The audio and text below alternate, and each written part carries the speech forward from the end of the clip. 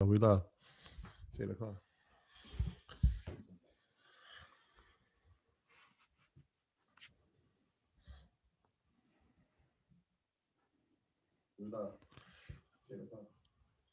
Tube, what's up? And we not even muted. I took us off mute this time. What's going on, good people? Let me put it back. Turn our volume up. That's always an issue.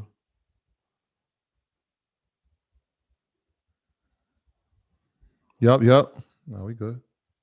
You good? Look like you good. Yeah, you good. Let's let the earners in. I got the earners hoodie on today. Shout out to all the earners. See that at the bottom? Greenberg. Shout out to the town. Let's get it. Let's go. A lot to talk about today. Big guest. Shout out to my bro, 19 Keys. Let's do it. I see him. He in there already. Big Keys. Yeah, he's in here early. Shout out to the bro. Greetings and salutations. Told you guys, man, have some patience. The market definitely it's April, right? Looking a lot better than it did last week. It's April, right? Hey, man. You know, just a little bit of research, a little historical data. You know, go with what you know. We off to a good start this month. I know a lot of people are happy. Shout out to everybody that posted that. Historically, the NASDAQ's best month is April. So we're starting off in the right direction. Let me see if the bro's here. Nah, you're not even here. Let's get it. Chat popping.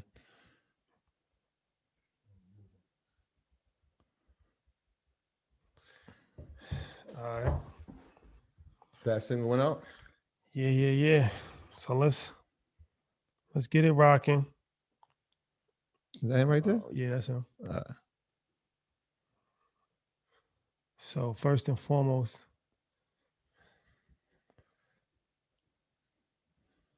let's get it going, man. There you go.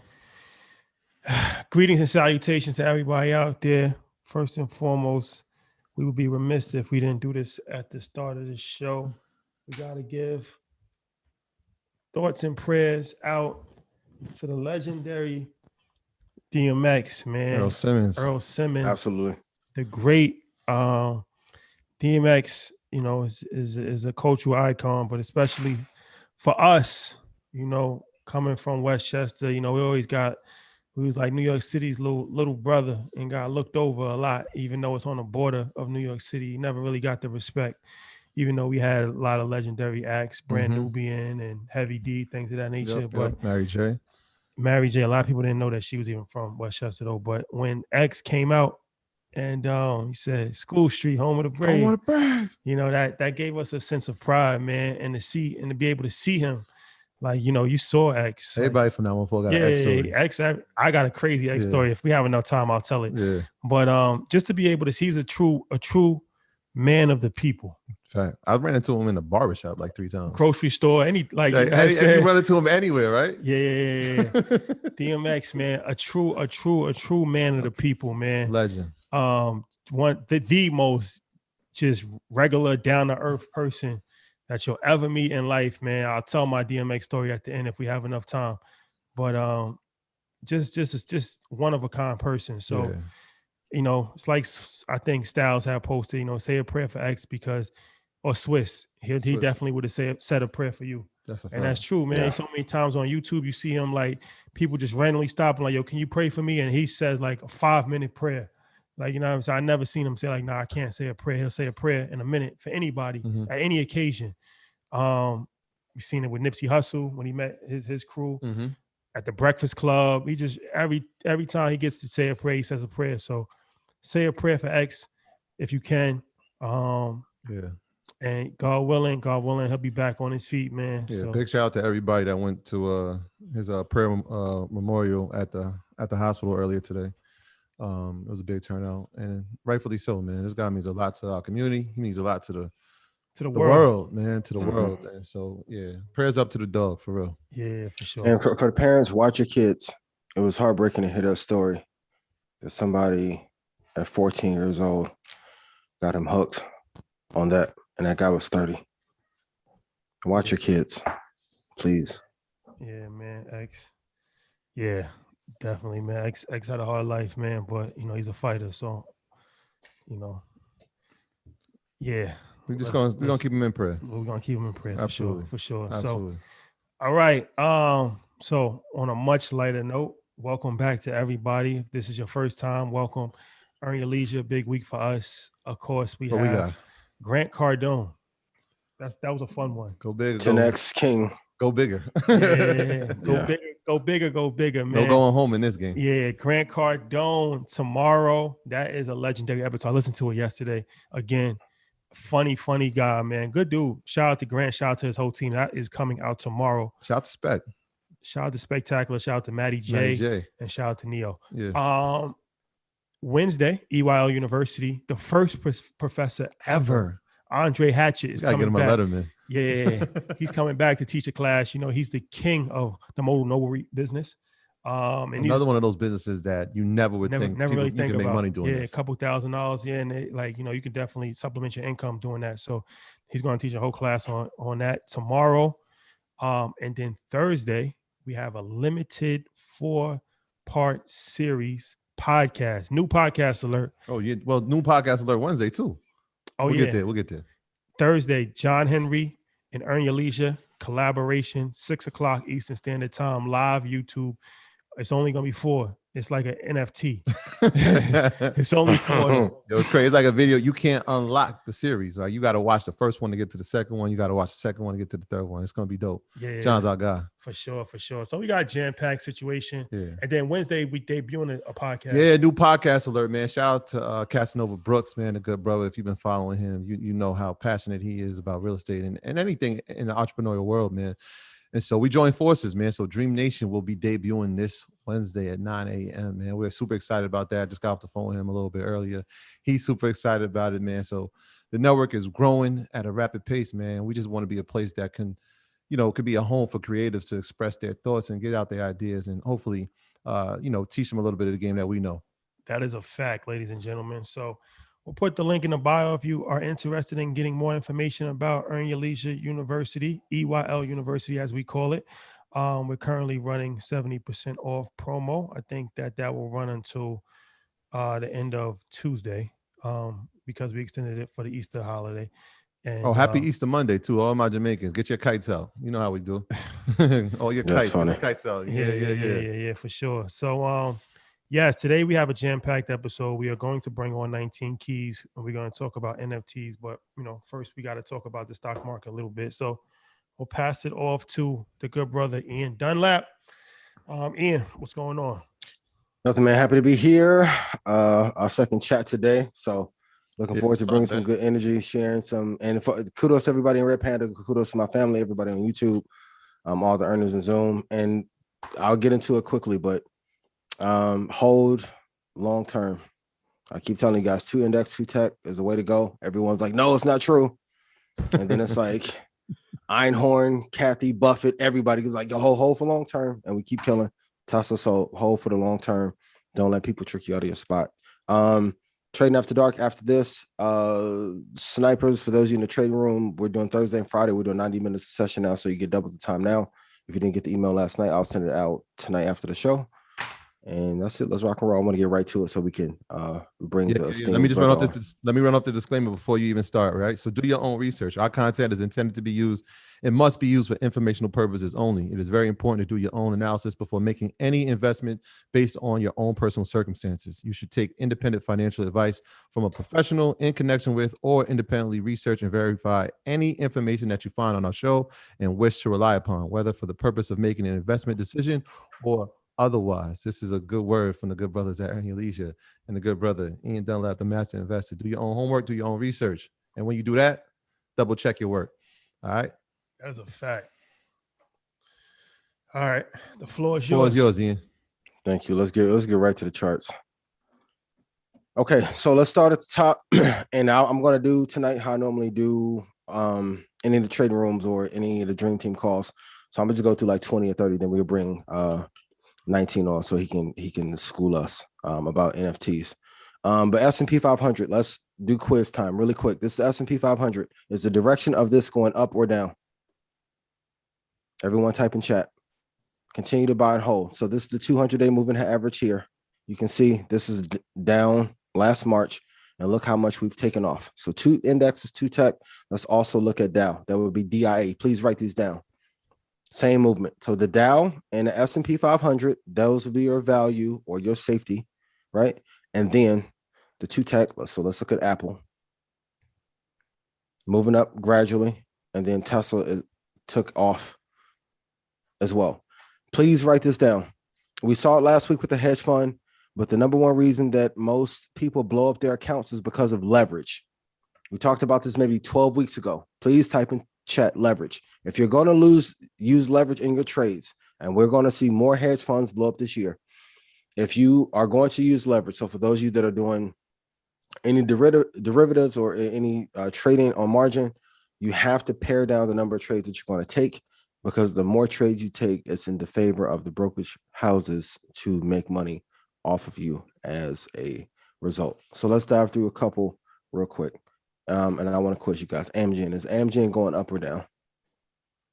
Because once you know direction, so 200-day moving average is a great place to start. Always start with the month chart, and then I want you to then go to the weekly chart.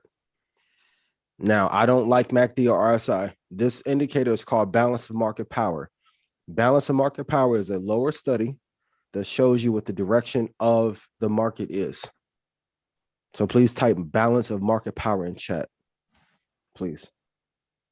Let's look at Illumina. Illumina is sliding down. So a decent area will be probably 303 and some change. If you can catch it, let's look at Moderna. Right. So when you're doing your research, and Troy always says, do your research, double check. I want you to go check your own areas in which you would get into the market. So go to the month, week, and then let's go look at the day chart. Okay, great. So if this is 200 moving average and this is the price, type in chat, if Moderna, we're looking for an entry, potentially, where could we get in? If the 200-day moving average, what would our entry be? So Ian, can you slow down for a little bit? So yeah, if anybody that's not familiar, the 200-day moving average is the average of 200 days. Pretty self-explanatory. Or 200 candles, yeah. But when it gets close to the 200-day moving average, that usually is a buy signal, correct? Yes, because what we don't want to do, we don't want to buy at the top. So if it's at 189, there's no value of buying at 189. And look, if we drop to 108.99 or 108.89, excuse me, that is where we can build. So people have been talking a lot about value investing.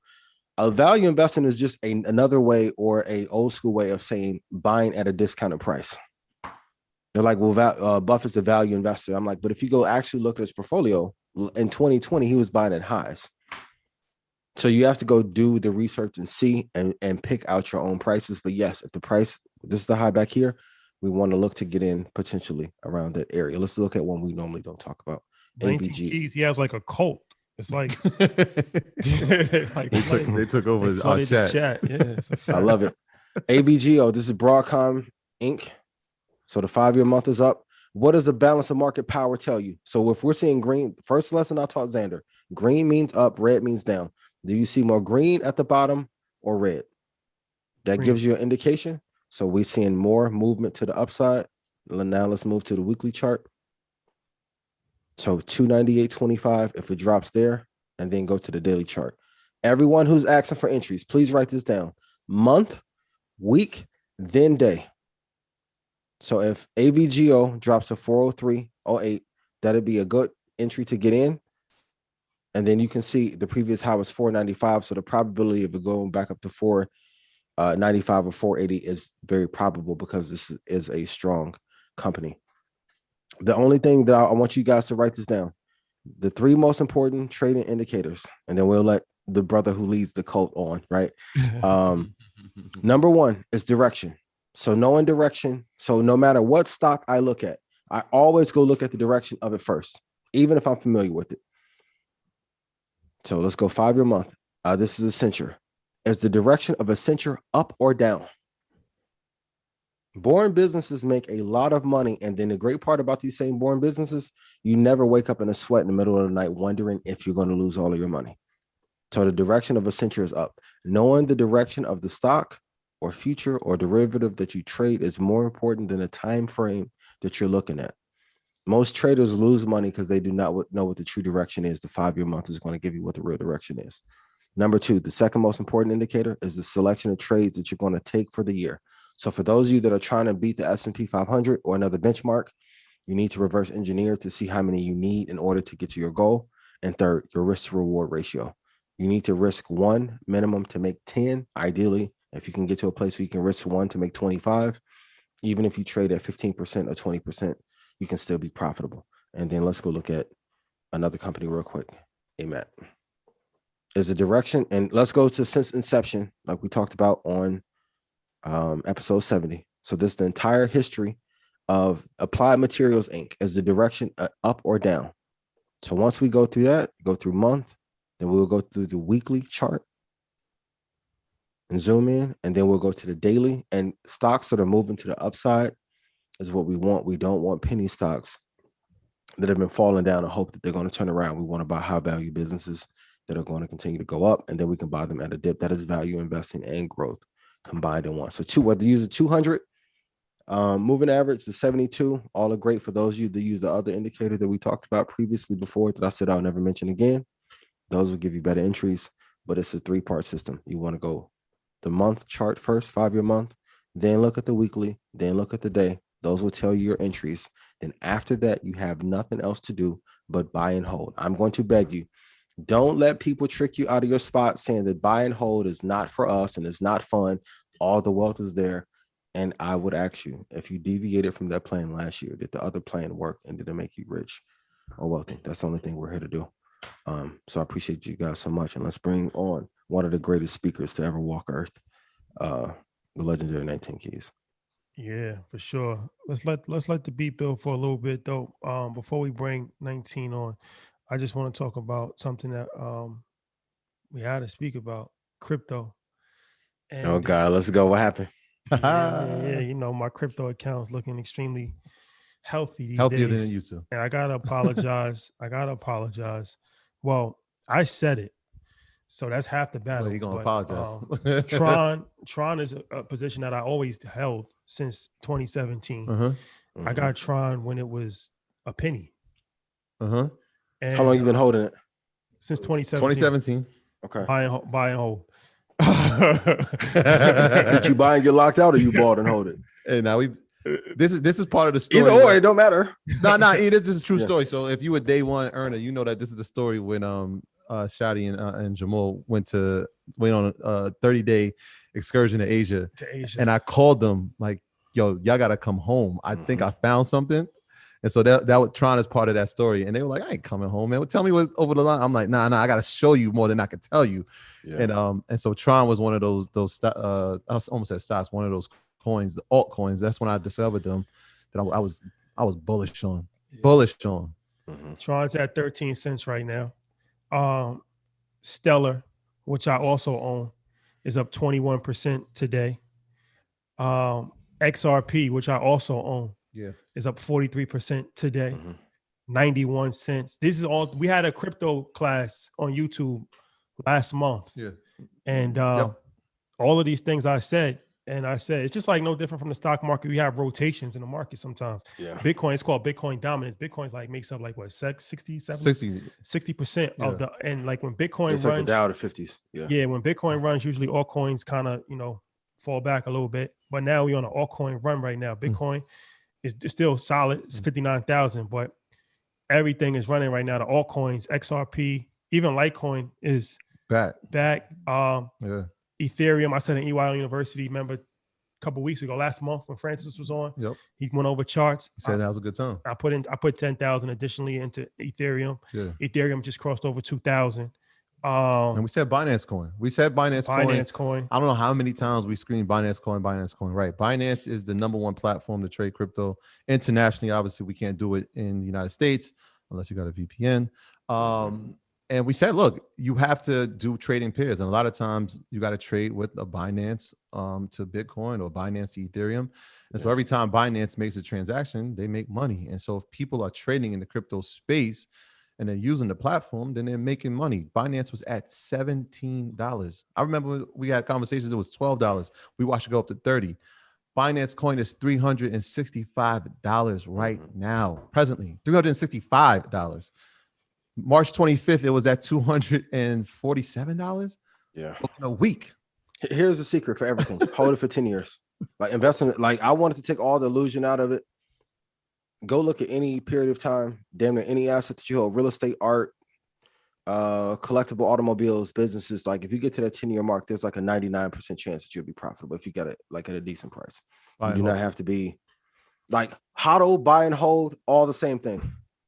It's just different tribes saying it different way. Like diamond hands, all the same thing. Shout out to Diamond Dallas Page. You're like, yo, it's all the same thing. Hold. You're not going to flip in 13 days. HODL. There's nothing else to say. Crypto, real estate, digital art.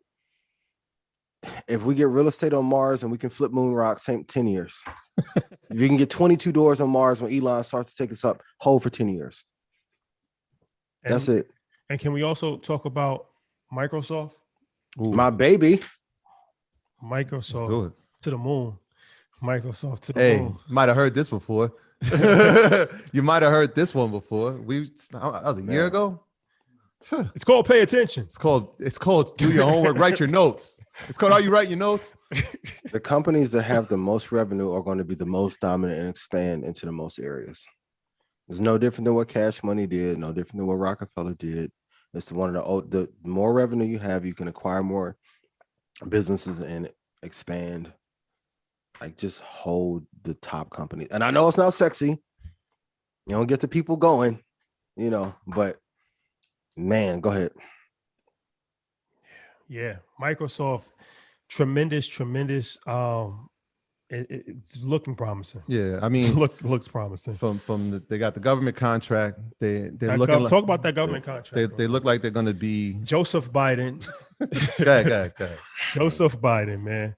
A few sectors are going to benefit from this new plan that he's putting together, and SMH saved my life, changed my life, saved my life, whatever you want to call it.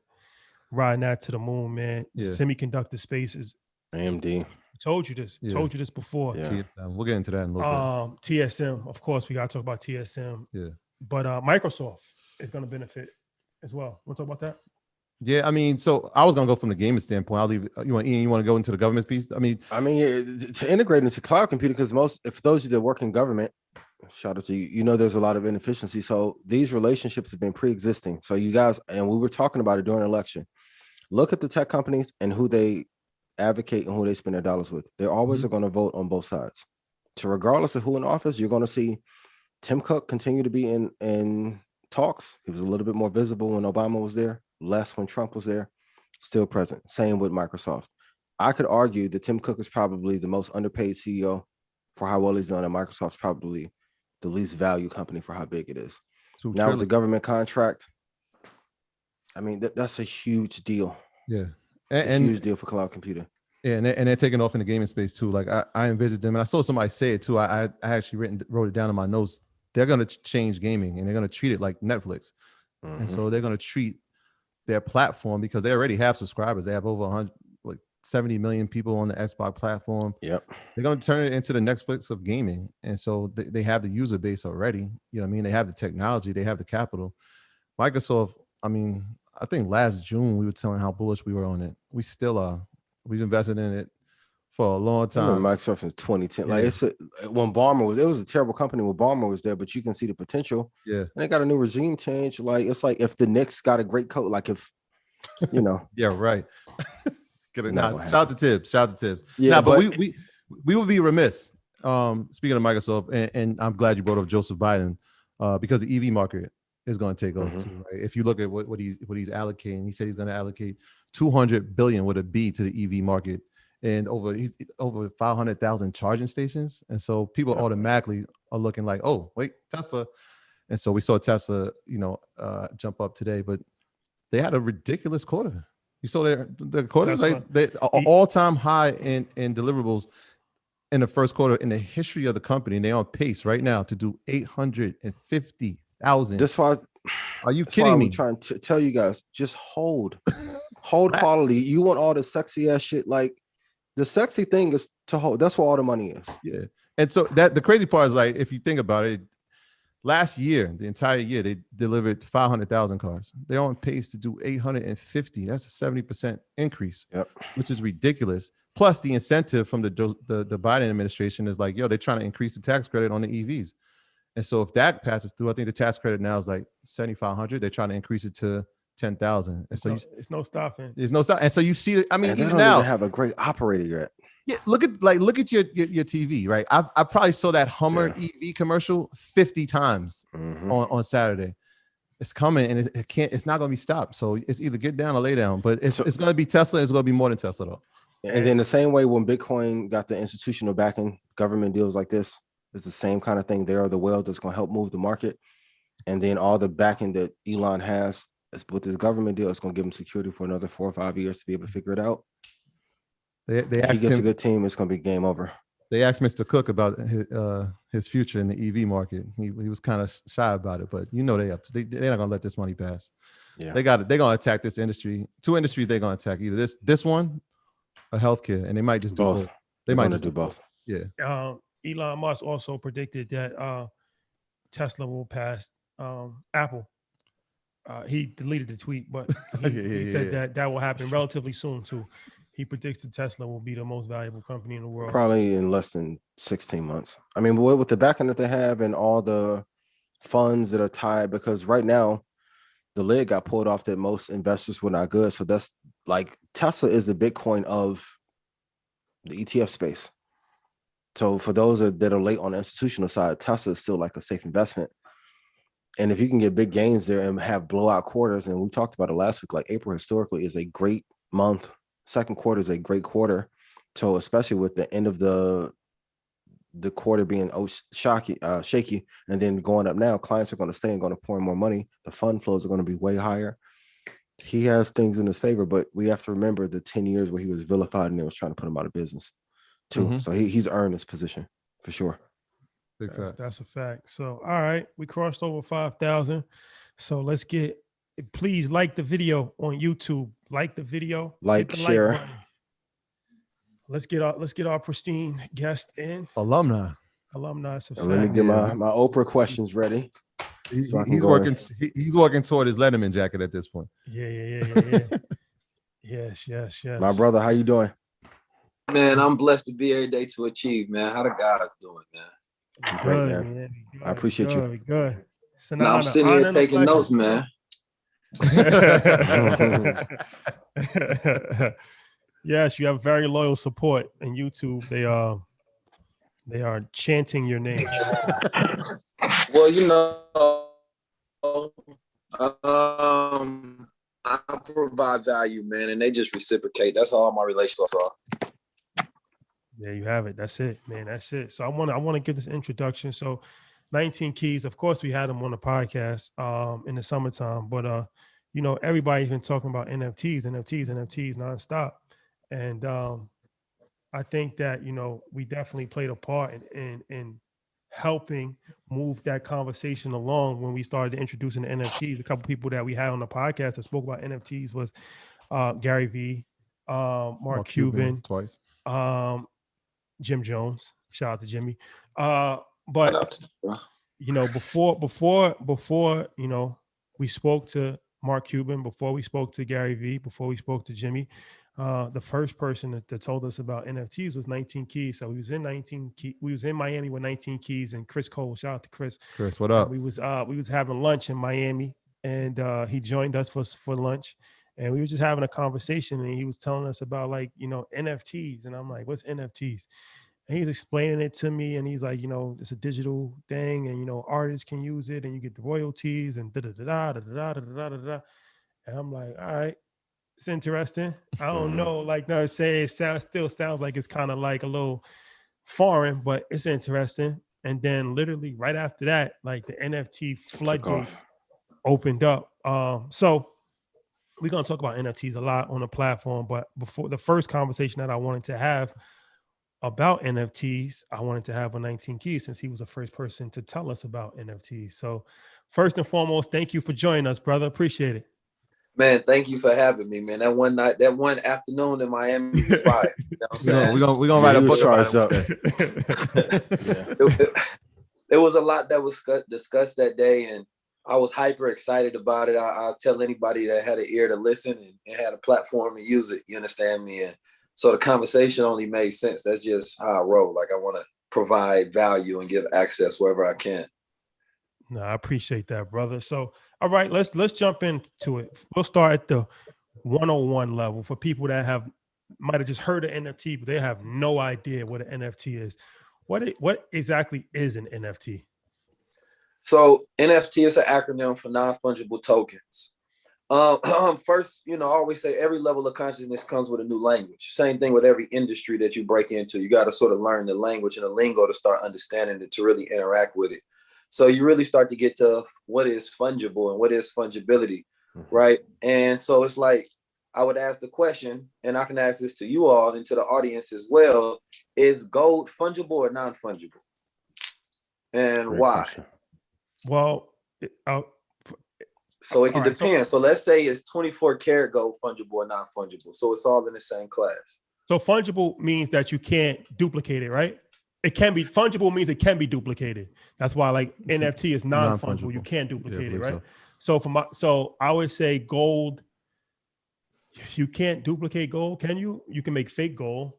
So I would say, I don't know. Can you duplicate a 24? I mean, I guess if it's 24 karat, you can make another 24 karat. But how can you make another 24 karat gold? Well, when you hear fungible, think of interchangeable.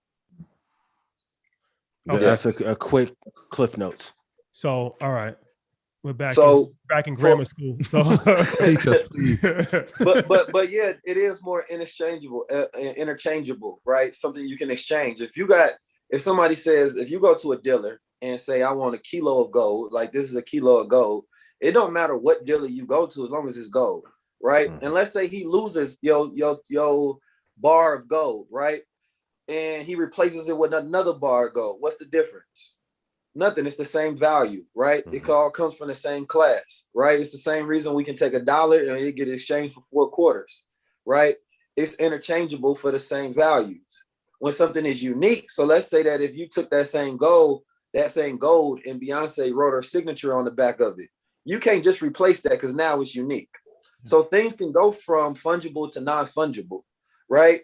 And so when things have non-fungibility, that's when they are unique assets, essentially. And they cannot be exchanged for other things where you can just throw me something for it. It's like, no, I need that same thing, right? And so that's what gives things value, rarity, collectibles, and things of that nature, is the fact that we have the ability to collect things that other people don't have, right? And we can easily see the value in that. That's the law of supply and demand.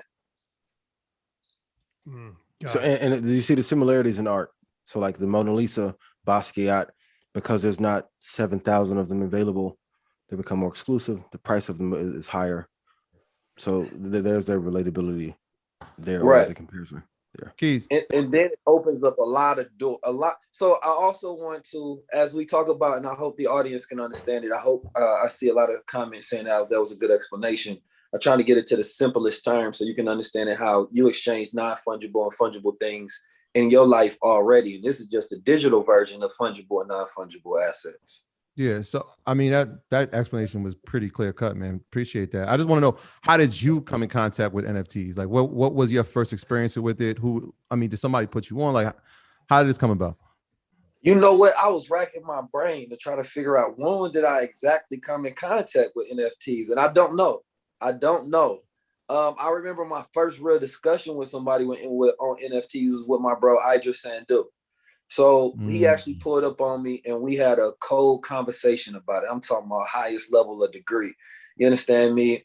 And my first experience, I would say, with that world was when we met up. It was in LA and he showed me spatial reality. Right. Well, let's just. I want them to know who he is because he's very important. Okay. Shout out to, first of all, Idris Sandu is probably one of the most important persons in the tech space, and you all are going to know why, right, in the future, as he has a lot of great things coming, right? But Idris Sandu is the one who created the smart store for Nipsey Hussle, right? Mm-hmm. Nipsey Hussle and him famously met in the Starbucks. He also worked on the Explorer page for Instagram, right? He taught himself coding. I mean, you're talking about everybody that's somebody in the tech world has reached out to him for partnership and work. And I want to say partnership because he always comes from an ownership standpoint.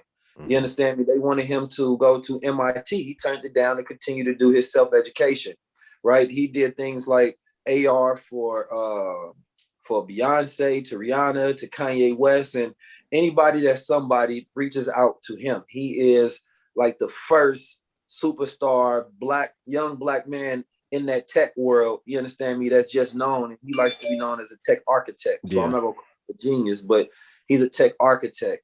And he's somebody very important to be known. And we often don't highlight figures such as himself, right? Because it doesn't come with the flash of a celebrity. And that's what Nipsey Hussle was trying to get people to understand. Like, yo, pay attention to him. He can do hardware and software. He's very rare. And he was also, so Nipsey Hussle made him the CTO, Chief Technology Officer of All Money In. And that's the first time I got introduced to him. I was watching an interview with Nipsey, and he was talking about like how he wanted to have the Crenshaw, his store in Crenshaw, all smart store. Yeah. And way ahead of the curve. Yeah. And of course we know he was in the to crypto and all of that. But yeah, the brother was actually like the brains behind a lot of the technical stuff that he was doing. And he really, really championed him. So, you know, once again, I feel like he's our Zuckerberg. And I see a lot of people really they're trying to figure out who he is. That's a great homework assignment. And hopefully we get a chance to highlight him. We got to connect with him and get him on and really champion him, man, because he's doing amazing work. Listen, I ever since I met him, I always use like we've done a few conversations. We had a high level conversation on my podcast. And to that point, we had a great conversation about NFTs, spatial reality, and everything. And I don't know what happened. You understand me? But when I went back to go upload that, because he was hitting me, he was like, when you go upload it? And I'm like, bro, I'm going to get to it. I got this diamond right here. I'm like, I'm holding this. You know what I'm saying? And I went to go upload it, and, you know, it was gone. I don't know if Zuckerberg took it down. Gates, some one of them tech giants disrupted Google's got it.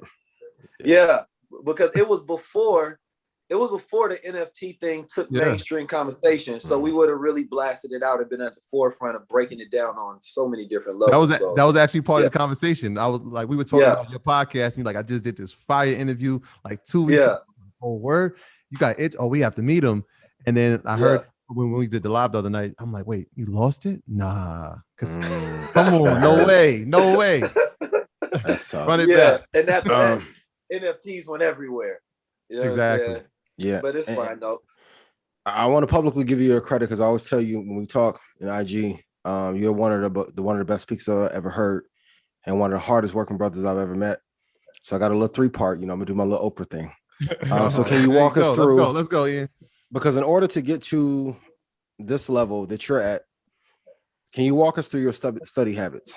Because every time I hit you, you're working on something. So where can they begin investing in NFTs? And then can you walk us through how you network? Because everyone I talk to be like, yo, and you know, thanks to the collaboration, I got a little bit popular, but like, yo, you know, 19 dudes be going crazy. Like, shout out to my guy Carl. He was like, yo, 19 gonna be going like, so everywhere I go, people are clamoring to your information. And like you said, you're very resourceful. But can you walk us through networking, your study habits, and then where they actually can invest? Because I think there's some great lessons, even for the business owners that may not be interested in NFTs, the networking and study habits may help them as well. Yeah, that's a very great question. And shout out to any and everybody that sees value in the platform. You know, my platform essentially started off just speaking truth to power. You understand me? And showing an example of the things that I was doing. Right. The first time I was ever hired to speak, I had 500 followers and I was in my own store. You understand me? Just talking about my process of evolution and my thought process of design. You understand me? And the students there asked the person that was ahead of the program, like, yo, can you have Keys come in here and speak to us? And I had a vision already for everything that I do. I don't just go in there and say, okay, I'm gonna collect this money and then that's it, right? Yeah. So I went in there with the idea of building a global brand. You understand me? Off of speech, which is a lot of audacity to say that this is like go viral and the world gonna care about everything that you gotta say. But what I understood from the many conversations that I would have with people on a daily basis is that they will, nobody ever put it like that. Like, yo, you think different, things of that nature. So I knew that it already had value, you understand me, because it's not fungible. The conversation is not fungible. You understand me? You can't exchange this for anything else because of the pattern of thinking is different, because of the way I grew up is different, right? I grew up in Oakland, California, under a very like militant Black Muslim paradigm, so I seen things different. So once I engaged with the digital world, the first video I put out went viral, right? The second, third, and I learned a lesson. I believe it was Kevin Hart that said something similar. He said, when you have the fire lit, it's easy to keep the fire going than it is to relight the fire. So I decided to make sure that I never stopped. You understand me? And I just kept going. I kept it in motion, and I continued to work and build out my plan. Now, when it comes to networking and my ideas towards research, particularly the way I network is I just work, right? Like, I'm my type of person that if you meet me and you don't know who I am, that's okay, right? I'm gonna let the work speak for itself. I'm not going to introduce myself. That's up to you to find out if you're in that same world and you care about those things that I care about, right? And so I do that to people all the time. Like, I'm 19 Keys, but I'm not about to explain I do this, that, and the third. I feel like focused on the craft. Yeah, I'm focused on the craft, and then eventually it's you go fall into that world and be like, oh, I just met that bro. Like, oh, I heard your name. I didn't know what you look like. You understand me? I heard you in conversation. I work for that, right? I work to be in the minds of all our people. You understand me? Like, that's my target audience, is our culture. So I don't ever want to be in a room and it's 10 Black people in it and one of them don't know me. I need to know at least 1 out of 10. That let me know that I'm reaching the minds that I target to reach. Yeah. So that's my networking, is putting out the information. You understand me? Being genuine, sticking to my values, my mission, and my vision. And people gravitate towards the message, and then they tap in. People from all ranks and all lives. So I hope that answers your first question. I know it wasn't like super direct, but I'm also a person that'll call people. You understand me? Like, I'll call people behind the scenes and just ask them how they doing. You understand me? Like, I don't need anything from nobody. So it's never like, oh, I'm about to try to see if I can start a business with somebody or this. It's just, let me converse, because communication lacks in our community, right? And that communication is how we give each other access to resources and mastermind. I've started multiple mastermind organizations, right? Because I started off being a part of organizations when I was younger. And I felt that the thing that we was always missing was inclusion, like it's what you all practice here, pulling up a seat at the table for everybody, which breeds solidarity. You understand me? Which everybody coming together for a common cause, which creates unity. Now we are unified and solid on the same agenda. And then we go towards organization, right? So then we organize the order and the flow of these things so that we have a hierarchy in the system of how we go build it out. And then the system allows us to build an institution. And then the institution allows us to build our own world. So I think in formulas when it comes to anything that I want to do. And the way that I even research is from that same formula base, right? Like, I do everything in steps and layers. Like, I got to ask myself the question, even preparing for this, what is the value? Not just new knowledge, because all new knowledge is not valuable, right? Like, new knowledge could be, hey, we're going to be on EYL tonight. That's new knowledge, but that doesn't mean it's valuable to you at this moment or to your life whatsoever, which is why a lot of people don't deep dive in things such as digital assets. They don't know the value of it until somebody can frame it in a reference to where it's valuable. So I like to take concepts of things that people can't understand and conceptualize it without losing so much data, you know what I mean? Which all of the information that allowed me to understand it, how can I bring it to the masses where they can understand it simply? So even that analogy that I gave earlier was me thinking about how can I condense this down so a third grader can start to understand the idea of NFTs. So I know that I do sort of like deductive reasoning. You understand me? I think that that's my way of going about things. sometimes is, and there's like 3 different reasonings I recently just looked up. I think it's abductive, inductive, and deductive. And they'd all talked about your process of going to, about a hypothesis and then filling in the gaps to see if you're right. Yeah. Right. So for me, I call it being a high level observer. I observe first, right? And then I go get the information to verify my hypothesis, right? So I'm going to learn language first, right? I need to know what an NFT is. I need to look at what is fungible and what is fungibility, what is non-fungibility, right? Where does that word come from? Then I need to go look at who are the early thought leaders on this conversation before it became this. And who are some of those thought leaders? And what are some of the sites for those who want to know at home? Well, in the recent thought leaders, I want to shout out Lady Phoenix. Lady Phoenix is the one who brought people to the platform. She brought people to, what's the one with the audio clubhouse, right? So she the one introduced them to this world, and they built up the hype for his campaign. I didn't know that. Wow. Yeah, shout out to Lady Phoenix. Lady Phoenix, wow. She's a Black woman. I believe she's from Oakland, and she is really like one of the curators of that community right now. Like she just had a conversation with a lady who said that is documented in her transaction. Like she was the first one to produce digital art, but she did it on the blockchain rather than as an NFT because she was trying to prove the concept of what this thing was to her fellow art buddies. And so they're really creating a curation of it, you understand me, very heavy in this space. And that's really the only person I want to shout out in that space. But there's also, and just to be quite frank, there's a whole culture and community, right? Mm-hmm. Like the crypto punks, you understand me, the MetaMask, which are all of these projects within that world. If you really want to go to like who's the thought leaders, you go look at the early creators because they might not have a platform to thought lead, but they were the ones who actually pushed the projects out that everybody else is curating the information around. So like shout out to the early projects, and we got a blockchain, so nobody can lie. That's the whole point of the blockchain. It's all verified.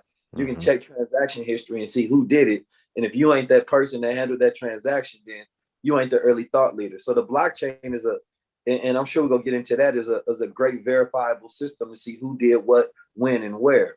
So yeah, part of my process is finding those early thought leaders because I want to know who shaped the conversation as it is today, right? And that's important because you lose originality when you don't know whose mind it came from. Because we start following technical thinking. Like, oh, this is NFTs. How do I interact with them? That's not what you're supposed to think. You're supposed to go automatic creative. This is NFTs. All right, let me see how I want to use them. That's your thought process. And when you go back to the early thought leaders on it, then you can figure out, okay, oh, everybody's thinking about it like this because this is the person that steered the conversation. And it got built off that way of thinking. But that doesn't mean that's what it has to be. Like early, probably about 3-4 years ago is when I really started talking about blockchain on my platform because I wanted Black people to understand, like, yo, don't you know this thing like called blockchain and cryptocurrency and Bitcoin machines are out there? And so like I'm heavy and like going hard on artificial intelligence and telling people about neural networks and stuff. And, you know, luckily I have the ability to articulate myself, but you're still always ahead of your time, right? When people don't have the time to focus on it. It's not until it becomes standard. So my process is always finding the technology, the updates that our people need in order to be ahead in this race because we behind. So my research is finding early thought leaders, finding the language, then putting it in my own language. Because if I can't interpret it for myself, I don't want to be somebody who takes verbatim knowledge and then just recites that. That doesn't mean I understand it. That's what we learned in school, right? Technical thinking. That's just technique. It requires no abstract thought, no creative application whatsoever. So I always knew that when our people got with blockchain as well, is that we're going to find a creative utility for it. And that's when the world has mass adoption, it has great penetration. And so I think about in roundabout ways, and that's why I'm answering this question like that, because this is actually how my research works. You understand me? Anytime I have a thought and I need to fill in the gap and I can identify the what, then I'm going to research that what. You understand me? And then it leads me down this rabbit hole until I start to form my own way of thinking. And then I no longer have the research. I have my own understanding of this world and how I'm going to use it. So let me ask you, a question, and then Ian, also we found out OpenSea. That's a site. OpenSea is an OpenSea. easy way. Yeah. But if you're gonna do OpenSea, you have to get a browser first. So therefore, you have a cryptocurrency wallet attached to it. But that's the easiest one for you to be able to mint a NFT in like 5 minutes. Yeah. Does it matter which currency wallet you use, or are we going with Ethereum? Ethereum right now, of course, the whole thing about Ethereum is the gas prices, and they saying that they're working on ways to make that better. Right. And also earth friendly. I know Tron is one. There's a few of them my brother Idris gave me as well, and I'll make sure I pull that up before the end of the program. But Ethereum is not the only one. And that's an important thing for people to also know. And I want everybody to think about this space is that it's not set, it's not solid. It's just the way we're using the technology right now. Mm-hmm. You understand? This is not the gatekeeper of this technology. This is the early beginning of it. So you should take this information and say, oh, since it's fresh, this is how I'm going to use it. Don't say that this is how you have to engage with it. Yeah, I'm glad you brought up Tron. Shout out to YouTube. 6,000 people want to check in. Hit the like button if you can. Appreciate you guys so much. I had a question for you, 19. So yes, sir. One of the dope things about it for me, and you explained this to us when you met it, is like, especially for creators, but really anybody, is that, you know, you get royalties on it ongoing in perpetuity. So it's like, if you, as opposed to like, if I'm an artist and I sell a painting, no matter how much I sell it for, if I sell it for, you know, $100,000, it's a good payday, but that's it. Now I got to go and make a new painting. Whereas with the NFT, you sell for, you know, $100,000 or whatever it sells for. Now you set the royalty on it. So when we spoke to Mark Cuban, he set his first royalty at 10, and then he kept raising it to like 50%. So you could potentially get, you know, up to like whatever you want, but in his case, 50%. So now if it gets sold again, he gets 50% of that. And then but each time it's selling, keep in mind, it's selling probably for a higher amount. Mm-hmm. So you might have sold it for $2,000, but then when it gets sold again next year for $4,000, if you get 50% commission, you get the same amount as the first time that you actually sold it, because you sold it for $2,000. And now when it gets sold for $10,000 and you get $5,000, you actually get more from it than the price that you originally set. So you don't actually have to like try to charge a crazy amount, because you're thinking about the resale value as well.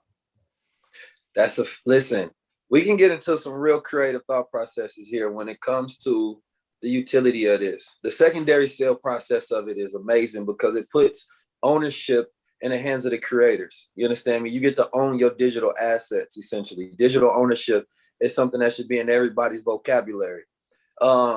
And understanding that, like, it's going to be, for me, all about your business model, right? Mm-hmm. Everybody is saying that this whole thing can be a bubble. That's because a lot of these artists, right, are going to start off but not expand. A lot of them are going to shrink. The value of it is going to become less and less over time. You understand me? And it definitely will bubble for a lot of different people.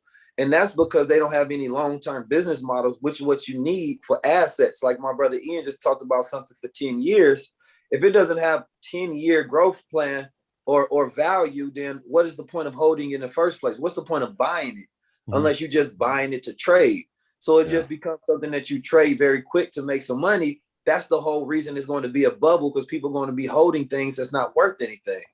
So my point of it is, once you go in there, and this is something that you want to think about as well, and I've seen that the luxury space is starting to get into it, or think about getting into it, Gucci's and things of that nature, to where they think about having these digital twins, right? And the digital twins is essentially, if I make a shirt like this, then I also have, or a crown, let's go to the crowns. If I have a crown, you know what I'm saying? Then there's also a digital crown that you own as well that's equal to this crown. Now, let's say, and I will be doing my NFT drops, you understand me? And let's say that one of my NFT drops is an example that I have a digital crown. It's a 3D replication. You understand me? You buy this beautiful picture of it, but it also gives you access to a physical crown as well, that only you, the person that bought that digital one, can actually have. So not only is it verifiable that, okay, how do I know that that one crown that Keys made, you understand me, you have that one, is because here's the transaction for it. I also have the digital twin to it, right? But also you can think that the digital twin doesn't always have to be connected to the physical. But if I was to give advice, right, then I would say always think about creating a physical item that connects to the digital one. I believe that the digital twin model is the way to go. So it is backed by something. Yeah. Think about the dollar. The dollar was like the digital asset as it is today. You understand me? But it used to be backed by something which was gold, right? It actually gave it real value. So if I want to have my digital asset, I need to have it backed by something so it actually has intrinsic value, right? So it can never really go down to zero. So from that standpoint of thinking, I'm creating business models to where when people collect this digital asset, it also represents a physical one, almost like a certificate, you understand me, of authenticity. Even though the digital asset itself has its own value, and that's the whole point of the NFTs, is giving digital assets real value the same way the physical assets have them. And an example of that is, let's say you have a digital painting, right? If you got a digital painting and somebody, and they've already started creating these things, right? They got the little Apple Watches where they put the NFTs in there. I've seen somebody hang up a gallery to where they have the NFTs playing in these TVs. TVs are sideways, and you walk into somebody's house, and here's the digital painting playing. The thing about that digital painting is you are the only one who has it, and the only one who have that real one. So if I walk into Ian's house and I look up there and he has a Beeple, like, this is real? How I know this is real, right? Then you show me your transaction on the blockchain and be like, yo, this is real. See, look at it in my wallet. Now it gives real value, right? Because I know he bought this from the estate of Beeple. And that's the same thing with celebrities getting into it and selling things. And you start to understand, well, how is that valuable that is just digital? Well, think about this. Imagine if you could own a piece of your favorite celebrity estate, right? So imagine if Malcolm X, if you could own a digital, he sold a digital red bow tie, right? Even if he just sold that digital red bow tie and that was the only NFT he made, it would have value because you now own a piece of Malcolm X's life, right? Like, now you are part of that life experience. And the longer things grow, the more valuable they become. And you're thinking about 10, 20, 30, 40, 50 year window, this generation is going to be the one who's buying all of the expensive NFTs in the future, right? All of the memorabilia, all of the things that are nostalgic to us right now, like, if I put out something and let's say I continue to grow in a 30-year span, you don't even know how valuable my NFT will be to you. So some people are buying it up, but they like, yo, I don't know like what this person may do in the next 30 years. This person might die tomorrow. It's like Tupac had one or Biggie had one. It's like if Tupac's Versace shirt or Biggie's Coogee sweater or something like that. Think about even like Biggie's crown just sold. But I think the problem, like some people that's not fully understanding it, is because they still haven't fully brought into the world of virtual reality, which we're moving toward. That's exactly why I was going to go with you, Keys, because that's one of the most interesting things we had at this afternoon in Miami was, and I'm glad you brought up the digital twin, because we spoke about that when we saw you could buy the sneak in the virtual world, and like 6 months later you would actually have the physical shoe. I want you to talk about NFTs in virtual reality world, because we had spoken about digital fashion shows and all these type of things that could digital museums and paintings. Talk about that a little bit. So, all right. My sister just texted me. She said he's answering all my, because she's been asking me about NFTs all week. That he's answering all my questions with the mind blown. That's my goal. I'm trying to get all the question marks check. And part of the languages of this is understanding that NFT is a utility of the blockchain. Like, really, that's what NFTs is. It's a clever way to use the blockchain, right? So it opens up a whole new world. But you also have to understand augmented reality. You have to understand virtual reality. And you most definitely have to understand spatial reality, right? Once you start to understand this, then it changes the game. Now, I had the unique experience to be part of the 1% in the world who've experienced spatial reality, thanks to my brother Idris, right? Now, being able to experience this, I now can understand how immersive it is. What is spatial reality? What is that? What's spatial reality? So spatial reality, and that's what I'm about to go into with the AR and the VR, right? So let's say first, let's start with VR. if it's VR, I put on these glasses and I'm immersed in this world. So I can't walk with some VR glasses on. You understand me? If I'm playing like a running game, because I'm gonna run into something, I don't know where I'm going, right? If it's AR, the same way it's like we had Pokemon Go, and people was able to put their phone, and now they can see a little Charizard jumping up. Like, oh, it puts digital items layered on top of the real world. You understand me? That it can move around. So the spatial reality, essentially, and this is what I had the opportunity of trying, was the HoloLens of Microsoft. Right? Microsoft, yep. Yeah. Shout out Microsoft. That's how I know Microsoft is ready one player. They are taking over the goddamn literally, world. literally. Like, listen, understand Microsoft is a serious player in the game. When I seen them going down, I said, oh snap, they just big discount right now. And grab everyone you can, right? Yeah. And then and this is where you got to really, really understand this space. So spatial reality, and this is what's going to blow a lot of people's mind when they actually try it, because it's going to make regular reality boring. It is very addictive. You're not going to want to come back to regular reality. You're going to be 6 hours in easily. Yeah. So think of it like this. I put on these glasses and they look just like this. So imagine my glasses look just like this, right? But now it gives me the opportunity to see these digital assets in real time, right? So let's say instead of having a phone, I now have a digital phone that I can see with my glasses, and it moves. When my hand moves, I can pick it up just the same way, right? So it's 3D the same way. If you look at Minority Report, they had versions of it as well where you can touch and you can move it. That's where we are in the present. We call it the future is the present, right? So now I don't need a phone anymore, because I can take my phone and it'll come up just like my real phone with all of the apps, and I can FaceTime somebody, right? But it no longer takes up space, right?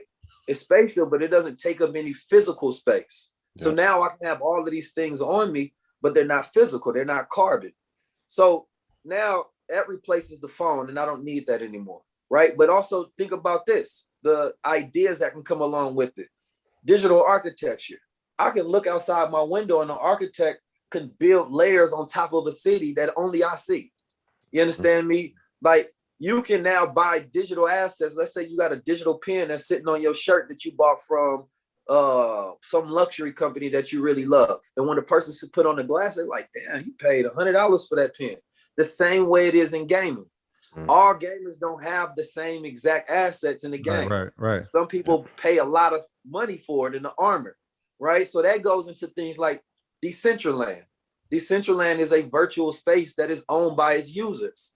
You understand me? In this space, like, people can live in it kind of like your Sims. So you are in this space, you have an avatar, right? And imagine, like, I want my avatar to dress like me though. But let's say a person want a crown, like a real crown on their avatar, they got to buy it from my digital store so that their avatar can now wear it, right? So it's like, not only you can actually wear these digital clothes that kind of go along with who you are. You understand me? And it could be the same where you walk around with a whole store on you. Like when a person put on those glasses, you got your book floating next to you, right? Yeah. And the person get to tap it and they be like, yeah, you want to buy that? And then it takes the money out their wallet and it's yours, right? Yeah. It goes into so many use cases, because you can walk into a blank museum, you put the glasses on, and now you see all the digital art around you, right? So you see all of the stores clearing out. Now it gives an ability for this space to actually be useful. So when you start thinking about that, and I had an idea, I did a whole masterclass on this, and I'll share one of the ideas, because y'all get this free guy. Right? No, so this is like, you see NBA Top Shot, right? Yep. NBA Top Shot is essentially trading virtual digital cards, and you get these moments that you get to play like a real, but you get to own it, right? And of course, all of those won't be valuable in the future, because everybody don't care about all of the NBA players in the future. Only certain things are actually valuable when you revisit it over time. LeBron stuff, you know what I mean? Kobe stuff, like all of those top players, people really care. It has an emotional connection. But imagine this, and the issue is that the players don't actually, they're not getting paid off this, right? They don't have digital ownership of their digital sales.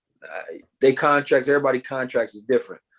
But imagine if, and y'all can tell me this might be a good idea or not, and NBA players, y'all can have this. But imagine if LeBron is in his backyard, Kyrie in his backyard, KD, and instead of doing Top Shot, they sell, the blacktop. You understand me? To where they in the back and they playing a one-on-one game. And instead of selling moments from the NBA, they selling moments from their backyard. Wouldn't that be more valuable? And they saying that we only going to sell 10 moments of this, right? Yeah. How much would that actually sell for? So I want to get people to start thinking in like different creative ways to where you can start owning yourself. And ownership changes in the digital space the same way. It's different as it is in the physical space. Different laws apply, different copyright and trademark, and different ways that you can actually get around it. So like this, and that's a $100 million idea I just threw out. Like that's something they can really execute on and be done. Don't you understand me? Like, but 19 is what you're referring to is the Microsoft project. Is that similar to Oculus? Yes, it's better, but it's better, much better. So Oculus is like that's Facebook. Social media is Stone Age. What we're talking about is 2080. Well, yeah, that's what I'm saying. People, it might. This is first of all, Internet 3.0. First of all, this is a high level conversation. It's like when Kanye said the Hermes of rap. What do you say? It's true, but that's why I'm always like study the top, because the ones with the most capital, and then behind the scenes with the government. I don't want to go too deep and too esoteric, but they're funding a lot of the stuff that is coming out. Go look at Black Mirror. Yeah. For those of you interested in NFT, go study the entire history of Sotheby's and how they moved art. The same metrics and laws are going to be applied here. And it's like it's my bad, Ian. No, you good. But it's like you got to pay attention to what's going on, because the future is right now. And this is like even when Gary V, like when he comes on a platform and he's like, this is the only thing I'm focused on in virtual reality. Like, and Cuban saying he's studying 7 hours. There's a reason for it. They're not just it's doing a new landscape. This is like digital Wakanda. The problem is that the majority of people, it's like the pyramid, right? Like people at the top have the information and then it gets funneled down and it gets trickled down. But most people, they're not really thinking about the future until it happens. Most people are just reactionary. Like they are in it and they're living in it. But the conversation now is what's going to happen and what is happening. So even if you don't fully understand it, it's important to be aware of it, because you're going to be moved in that direction whether you want to or not. It's and like, if the economy gets worse, they're going to create more virtual landscapes for us to, like, for all the parents that were born in the 60s and 70s. You see how much your kid is on this. They'll be on these lenses 9 times more. Yeah. And you gonna be on them. Yeah, Keys, I think I heard you say that, man. Some people life happens for them. Some people life happens to them. Yep. And if you look at the technology from a standpoint where a 2-year-old is able to function on a technology device way more efficient than a 65-year-old, that tells you something. Yeah. Like go ahead. No, I was just going to say that, like, we thinking about the children, but I promise once y'all try these lenses on, you're not going to want to take them off. You understand me? Like, and it only because it makes so much sense, because you realize that, and I was having a conversation, they'd be like, somebody say, well, damn, wouldn't people just be sitting there staring at screens? That we already do that. You understand? Yes. me? And this is not beautiful architecture. Now. Yeah. Like, instead of us standing and having to be stationary and look at a screen, it adds the layer on top of reality. So imagine if you went to Egypt. I'll give us some more game away. Right? So imagine if you went to Egypt, and instead of seeing Egypt in ruins, you see Egypt as it was before. Yes. And when you walk around, you see the digital architecture. They can build out a digital clone of the pyramid. Instead of letting people go in, they can experience walking around it in real time. Yeah. Like you can go to empty spaces and build out whole virtual worlds. You understand me? You can block it out to where a person can't see in there and you actually have privacy. Like there's like so many different ways that you can build around it. But going back to like Decentraland, people are selling digital real estate right now. Shout out to my brother NX. Like like you can connect your deed to your house to an NFT, and they buy the NFT, they bought the house. You understand me? Like people are now selling real estate. So, but at the same time, you have virtual real estate. And this virtual real estate matters because on these platforms where it's only so much real estate, you understand me, become just as valuable as physical real estate. Yeah, and I know some people may think it's crazy. Non-fungible. Yeah, and not to cut you off, domains, huge. There are people that have sold, you're not supposed to, but Instagram accounts, I know people that have sold Instagram accounts for hundreds of thousands of dollars. Yes. No different. So also too, like, and that's why I keep saying, if you guys go look at what Microsoft, regardless of what you think about Gates and his involvement in Microsoft and then where they're going now, with this platform, what do you think that would do for the value of the stock and how long people will be on the Xbox platform? And see, that's why I think he left that in the first place, because he doesn't want to have his name attached, especially while the company is about to take over the whole world. Yes. That's another, they're already talking about he buying all of the physical land. Now he's trying to own all of the virtual land. And so, like, imagine having this world built out where you go buy a billboard space and it's actually worth something, because all of the people that go into this virtual land, they now going to see they got to go past your actual virtual real estate to get to wherever they want to as they navigate in this virtual space. So you also want to think about it in terms of marketing, branding, right? Like this, my brothers, shout out to the biggest play ever. They and shout out to my brother Pop Darby. Y'all platform so big, people wanted me to shout them out, man. I gotta shout out Pop. He dope as hell. Pop, we gotta connect. Pop Darby, I appreciate man. You. Shout out to Houston. Yeah. But to that point though, biggest crypto player ever, they have like an AI smart contract. And they much better at explaining that to me than I am, but I understand the concept of it, to where they basically utilize this contract to circulate money. And from this one contract, they was able to get 1,500 people to circulate $1 million, and they didn't have to do nothing but get the people signed up, and it works for itself. And then they were showing me the models when we was doing a master class about how you can build your own virtual galleries and sell them. Right. So they're building and architecting space and then selling that space, and people are buying it in real time right now, not in 5 years and 10 years. Like all of these industries have like less than 1% world penetration still. Like, so it's only like the creatives and the very smart people that actually have time to get into this. Just like Web 1.0. That's actually going to be the future millionaires and billionaires of this space.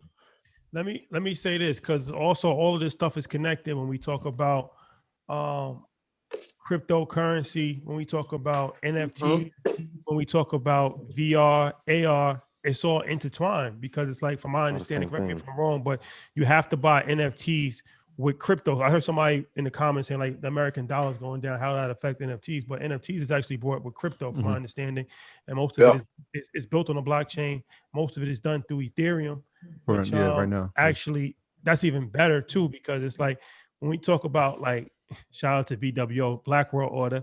When we talk about like the New World Order and the New World and all that, people think it's like some like movie where like Russia is going to come and all of that. But the New World is already like, it's already been here.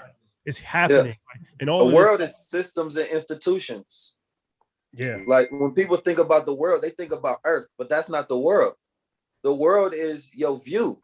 It's your habits. It's the systems that we live in, and the institutions. The bank is its own world. You understand me? Like, even when you talk about fungibility, coming back to the word fungi, you're talking about a particular kingdom, right? That makes up its own world of fungus. So all of this connects, and the cryptocurrency reminds me of just the arcade, right? When you go to the arcade, you had what? You had tokens. These tokens had value in the arcade to where you can play the games. You exchange fiat currency for these new game tokens. Right, the world has become this huge arcade. Like, we go back to Ready One Player, but really it was the initial arcades when we were children, and we'd go to Chuck E. Cheese. Like, the world is becoming one big Chuck E. Cheese. The only thing you couldn't buy was the pizza. At scale. Right? And now you can buy the pizza. That's where we at with it. You understand me? So it's like, and they've been pushing virtual for 30 years. It's just now finally getting there. Yeah. Yeah, we became grown children in the game that was preparing us. And now, as my brother talked to us a little bit about a court, like even physics, you talk about a simulation, right? Like, what is real now? Like, they talking about creating it to where you have stimulation when you touch a digital item in it, you can actually physically feel it. They got a vest on and things that do sonar and sound. Like, so much is going to change in the world. Mobilization, automation, digitization. It's a mad world. That's what I talk about. If you don't have mad skills, you're going to be left behind. Mobilization, automation, digitization. Study everything. You understand me? Machine learning. Study what that means. Study the Internet of Things. People are still so slow and behind on these terms. That's why everybody was so scared of 5G, because they didn't understand that it meant everything being connected.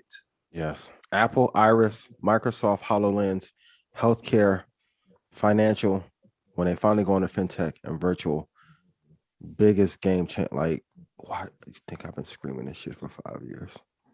NFTs and EFTs. Hey, come on.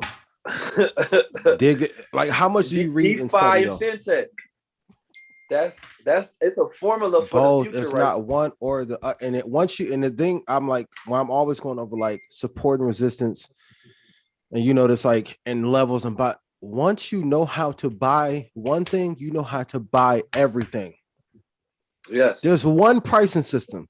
That's it. I don't care. Pepsi, Coke, whether it's Coca-Cola or the kind, real estate, digital, futures, indexes, it's all the same thing. If it's the top is 10, the bottom is 1, 5 is the middle. I don't care what it is. You have to know how to buy at the same price. When you go look, if you go look, like even with the iPhone, you guys know Microsoft made the first iPad in 94. Mm. They had a fucking iPad table. No one wanted it from Microsoft. And then when Gates owned 15% of Apple, and that's why Steve and him hated each other, the technology was then leased over to Apple. And then Steve didn't even want to have it come out. And the engineers made him put it out. Go study the history of these companies. It's fascinating. But what if you can watch the finals, like you said, in Egypt, or you can watch the finals or the Super Bowl from your house on Halloween through Xbox Live? It's just going to be like $200 a month. You're going to kill. They're going to probably have 400 million people subscribe to Xbox Live in 6 years off this. Go study, man. Go study. Study Star Wars. You'll see the hologram. Man. Gonna be in your living room. Ian, Ian, be careful. They're gonna change your name. They're gonna change your name to NFT Ian, man. That's I'm just a studier of all things. Come join me in the NFT Ian world, man. We got this. It's very strong emotion. Yo, he got emotional over there. I ain't seen him like this. Yo, look, I'm gonna be real. Talk to me. Yeah, talk to me. And I'll stop here. My mom told me a story. My mom's birthday on April 8th, so if y'all can wish my mom a happy birthday real quick. I appreciate that. Yo, happy birthday, Mama. Happy born day to mom. But she told me when my grandma Rose, God rest her soul, left Midway, Alabama, and came to East Chicago, Indiana, she sold coat hangers and pop bottles for money. We don't really understand as Black people, I'm talking to us, what kind of information we have. For those of us that family members served in the war, you know how much our grandparents would have sacrificed to have these conversations. Like, it was illegal to have these conversations when they were in the war. Talk to them. It's illegal. For those of you that had people that served in the 50s and 60s, when that mail got delivered, the mail did not get there. Only thing they can read is the Bible. Then you'd be like, yo, reading 50 pages is too hard. How? They sacrificed for this. But you want to talk and all that shit cute, and then everybody else go run and get the bag off technology that we make popular. Twitter's staying afloat off us. And nobody monetizing off Twitter. Clubhouse, they've been pushing this forever. Just study. We are so powerful when we link. Like tonight, we can run markets, but you have to want to put the work in. Bro, you know, this has always been a thing. Like we talk about this 2053 wealth prediction and 2073 wealth prediction is that brown community, no wealth 2073. Black community, no wealth 2050. Yep. And reality of it is why? Because we don't own assets, right? And we would have to be the equivalent of making 3 to 4 times as more than a counterpart white family to be considered in the same middle class, right? And so our goal now is the studying of assets, not just the present one, but the future one. Future ones. If you can give a person a breakdown and say, don't you know that there's only going to be so many Bitcoin and just about only $500 that you ensure yourself a certain amount of wealth for your family, then you start to understand that, wait a minute, these are industries that even if you're not going to get in on the creative side, invest into Polkadot, invest into Rio, invest into Ethereum, invest into the technology that are going to be the assets, because clean air and water until we go to Mars. Yeah, like anything that is going to be of value, every Black family should be backed by that. Everybody in the culture should be backed by that. Gold, it might not perform as much as Bitcoin, but it will always be valuable. Land is a non-fungible thing. It will always be valuable. Stocks, businesses, these are things that we need to make sure that everybody has a portfolio to say, well, yes, I meet the standards of wealth building. I have a 2053 plan. I have a trust. I have my digital assets. Ladies, don't talk to a man that ain't got no crypto. He can't take care of you in the future. You understand? Fact. That man ain't secure. Listen, my grandma said take romance to take finance to make romance. That's true. Ask him, do he know about DeFi and stuff like that? This is how you test to see if your man can take care of you. If you first got to study and know it and ask them these questions, like, where should I invest my money in crypto right now? Oh, I don't know about none of that stuff. I ain't playing that. Oh, so you just got money phones, no digital money? Yeah, because for real, what if I met a guy today who came and put my desk together? He said his friend is 28. He's like, yo, just bought a Lambo. I'm like, well, what does he do? He said he works with service businesses to eliminate 80% of their employees. He has 4 people on the staff. He has 993 businesses signed up in 3 months for a service. So if he's doing that, what do you think? Automated, man. What do you think Salesforce is doing with all that data? And what do you think Square is doing? Derek Grace told y'all. See, we done told y'all that. Derek Grace told y'all, man. The jobs from 99 hadn't recovered from the 2000 crash. We haven't recovered. And the reason why all of these assets are getting popular, here's what nobody's saying. The job market is never going to come back to what it was. Yeah. No, it's not going to happen. And unfortunately, I don't care how many jobs reports come back. Well, a lot of these jobs are never coming back. And that's the harsh reality of life. Go compare the job market even hard, though. From 1954 to now. Don't look at quarter by quarter, because you can fudge those numbers. The people making $2 an hour and they put them in the jobs report, go look at 56 and compare it. It's a comparison in dollar. Go look at it. So listen, when it comes to the job market, because this is an important topic, same thing with education market. You understand me? They both go get squeezed out because the world is shifting to different institutions, right? New institutional power, new governments, new systems, new everything, which also means that you need a whole new mind, right? And new skill sets that will be valuable in the future, not just in the now. Because some of the things that you're good at won't matter in the future, right? Even engineering may not even be as important as designing, because you're going to collaborate with artificial intelligence to create. Yep. So when you think about that, it's artificial intelligent skill sets that will be valuable regardless of what happens. Now, when it comes to jobs, we were born to be job creators, not job seekers. That's what Muhammad Yunus talk about. Shout out to my brother Chris Cole, put me on that. And when I think about that, it's like, we, in the future, if your child has great creativity, imagination, and he has certain skill sets, or she has certain skill sets, they can create their own job. Why? We are in a different industrial revolution, right? So it's not about how hard you work. That's not what's going to be the measurement of your effectiveness of value. Human capital has essentially went down, and that's represented in the bond market, right? And lowest it's been in since the World War II. Yeah.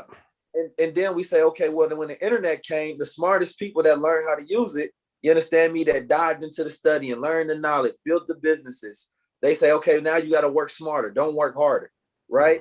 And now we at this point where the smart people done created all the technology.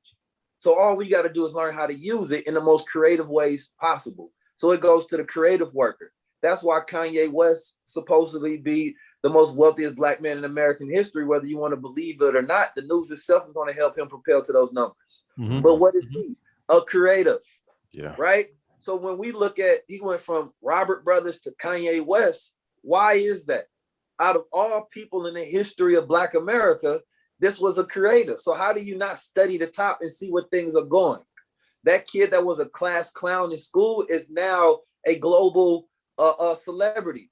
You understand me? As a comedian, hiring the kids who learn just technical education to learn the rules. So when new things come, they always asking, how do I use it? So you have to deprogram your way of thinking, forget the institutional education and relearn from the experience model of going out there and getting your degree and experience and interacting with things and say, okay, go back to the childlike curiosity. The child always asks why things have to be this way. Why can't they be like this? How can they can't be like this? Go back to that way of thinking, because by the age 4, 90% of children test highly creative. By the age 9, only 4% of them. You understand me? Most of society has no creativity whatsoever. They only know how to follow instructions. So even if you listen to this right now, you're learning this to figure out how to use it in your way. I never want to be the one that has to always lead you. I only want to teach you how to lead yourself. Yeah, and I want to say this in closing. Every recession is a marker and change in society. Go look at every recession. That's why I tell you guys, go. So I always do the little breadcrumb thing. If you go study every recession, every major one, it was a cataclysmic event that changed society. And a lot of this stuff is pre-planned. Yeah, pandemic. I'm not psychic. It's just the conversations that I was having with people in Evernote at 2012. This was already talked about in 13 and 14. So when this happens and companies are planning, because for your own safety, you have to stress test. If even for me, I'm like, what if Ninja Trader goes away? What if Infinity goes away? What if TD goes away? And every contract costs $250,000 to trade. Well, what is my exit plan? You have to know when disaster hits. When every recession hit, it is a marker in time that there's going to be a changing of the guard and a new plan is being put in place. But go study and you'll see the parallels. And when you study 87, 90, 91, 94, 99, 2000, 2001, 07, 08, you'll see what the changes are. Like oil used to be the big thing. It cracked and gas prices were high in 07. That went away. Water is becoming big because of all the runoff and pollutions and pollutants into our water supply. That's going to be one of the biggest commodity. Water will end up replacing gold, and it made way for Tesla. Please go study every depression, every recession. It's a changing of the guard. Yeah. Can we just get a few questions in before 19? You got a few more minutes? Man, I got all day for y'all, man. Man, we got to do super episode. Yeah. 11 tonight. No, I'm joking. It's so much in this space that I could. Yeah, it's a lot to cover, but I'm here for the people. All right, let's get a few questions from the public. All right, let's see what we got. Noah, unmute yourself. You've been unmuted. What's going on? How you doing? I'm good. How are you? How are you? Doing all right, man. I got index in and NFT. Hey, ETF in and NFT keys. ETF in and NFT keys. Let's What's get going it. on? We live. I appreciate y'all giving me y'all's time. My initial question was just about my portfolio. Currently, I feel like I'm overextended in the ETFs. I have like 8 ETFs right You now. need 2. That's the easy answer. 2. Okay. What are the best 2 out of the 8 that you have? Probably. You gotta go research. Go look at the 5-year period. Do the comparative analysis. Yeah, I'll Which do, ones are performing? If you don't have 2 kids, go for the ones that are most aggressive. No, okay, most aggressive. Yeah, I was about to say that's gonna lead me into my second question.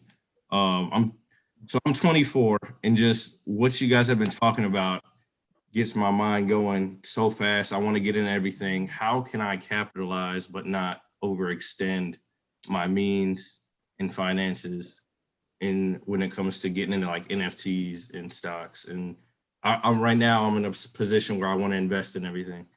You have kids? No. You got a girlfriend? Yes. Okay. I'm gonna let Keys take. I'm gonna tell you when I was 24 what I wish somebody told me. Whoever you, I hope it worked. Whoever you with now, Oh, you turn 34, may not be that. good, Put every we dollar good, you good, can into the market, and then the digital assets. But even if you like Bitcoin, the thing that I hated about Bitcoin, my stuff got stolen, right? Because if I had those coins back then, man, it may not be in the market Mondays. I may be in Dubai. But take 50% of your money if you can and literally invest it until you get about 32 or 33. Life would be different. Life would be very different for you. But I'll let Keys take over the NFT part. I would say when it comes to the projects, you have to research to figure out what is actually going to be valuable. Why the artists and the projects themselves, and understand why would this have long-term value. Like, don't just go and buy everything that everybody else is buying, because you can spread, or I mean, you can go take a model where you take some of your capital, you just spread it across projects that are popular, right? Like, so like you can go afford you a CryptoPunks or the MetaMask, which is like these first ones that's going to have value because they connected to the history of it. Then go jump into those.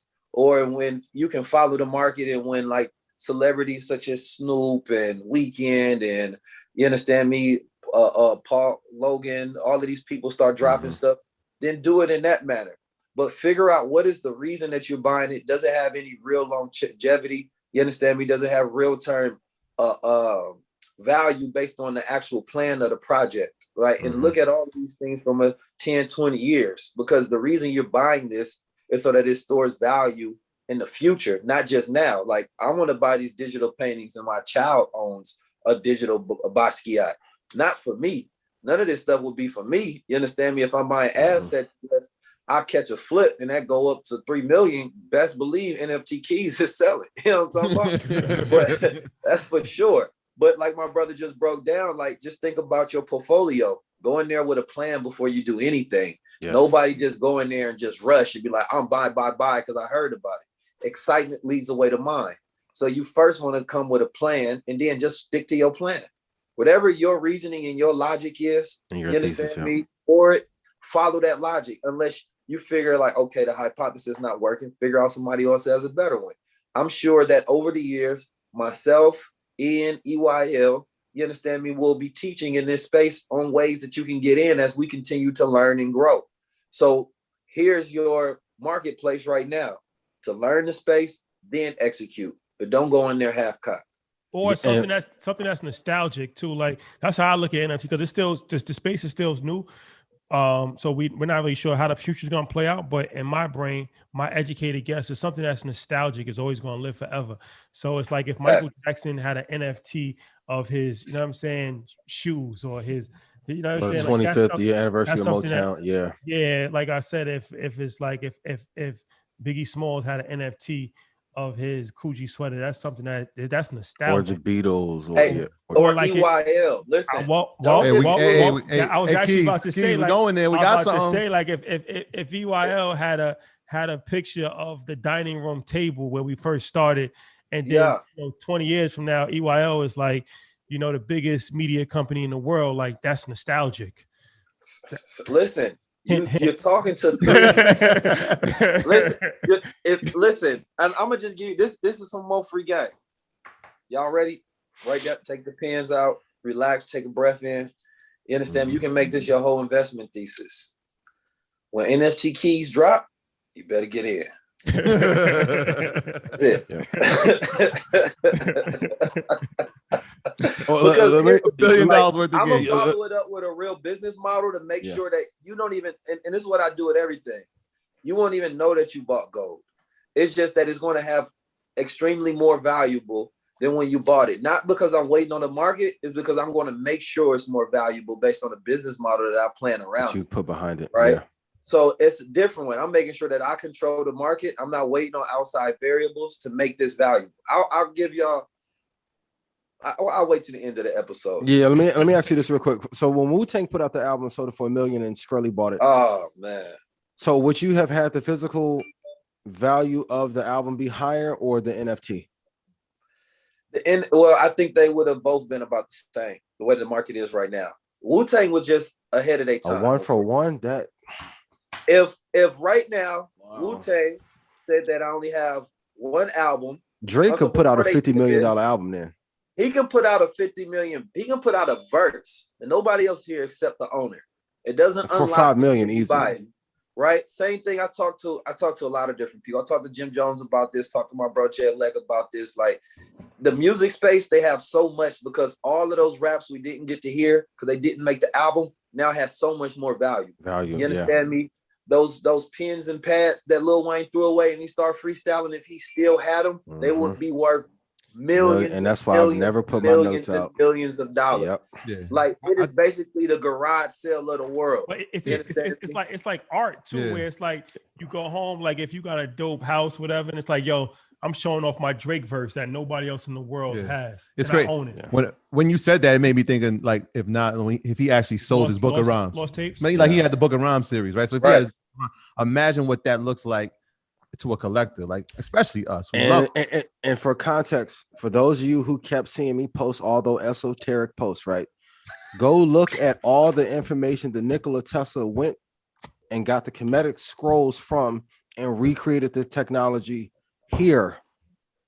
And then when he had a little bit of competition from Edison sent the people to his house to go get all the scrolls. Then they deemed Tesla's crazy. And then all the money went into GE. And Con Ed. That's a fact. And Exxon. This is a dirty game.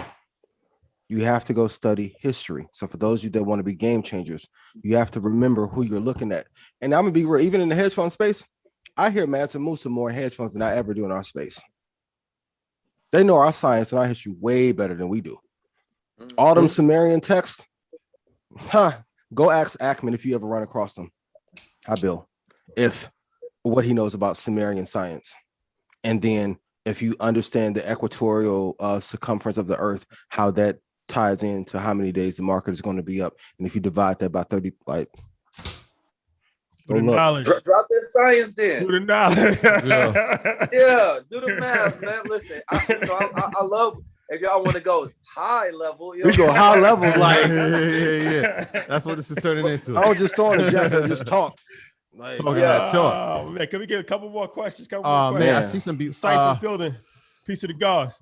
Go study Fibonacci. Yo, next time they mention the gods. Come on, man. I'll play with Lisa, we Come coming on. to you. Unmute yourself. You've been unmuted, Lisa.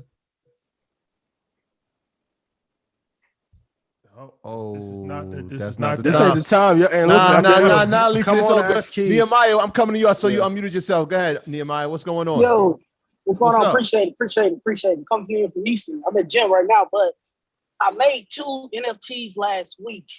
I'm just trying to see how I can get them sold right now. So I know about the gas fee. It's cheaper to minimum on the weekend. So I missed that little window last Sunday. But the prices be taxing on weekdays, like 180 Ethereum. I'm just trying to see what's the best way to get them listed and sold out to the public, or try to get that moving. What kind of NFT did you make? What is it? It was 2 pictures. Like I done one, this little flower I took in Barbados, and another one. What's that guy named? Dan Benzina, that famous poker player. He was sitting with a stack of money and diamond chessboard. Yeah. It was crazy stuff. So So I already one got was them a on OpenSea. photograph and one was art. Both photographs. I just, took them, turned them to NFTs on OpenSea. So one thing that we talked about here, and I believe in, is connected into a physical item. Have you sold physical art before, or for photography? No, I haven't. So why would you think somebody go buy the digital art? Hey, I was trying to give it a shot, see what happens. See, that's what I mean. I'm like, mad at you had for to the go there shot, but go study Sotheby's. Like Yeah. for those of you who want to make anything, any art related, and go look at where the origin of the business started and how they migrated into that space. Keys, how much of a role does social equity play in this, right? Because like you said, like Nehemiah is a perfect example of somebody saying, you know what, I see everybody else is doing it, I'm gonna take my shot, but he hasn't even sold art in the real world, right? So talk about the importance of social equity in the space. So it's very important, especially right now while it's fresh. Those are the people who are going to expand more because it's easier to see their value over time, number one, and they already have value. Like, let's say, and I mean, you can pick out any celebrity from an op that you've already named. You understand me? Like, you got to have some hype around what you're pushing in the first place. People have to believe that the fear of missing out is very real.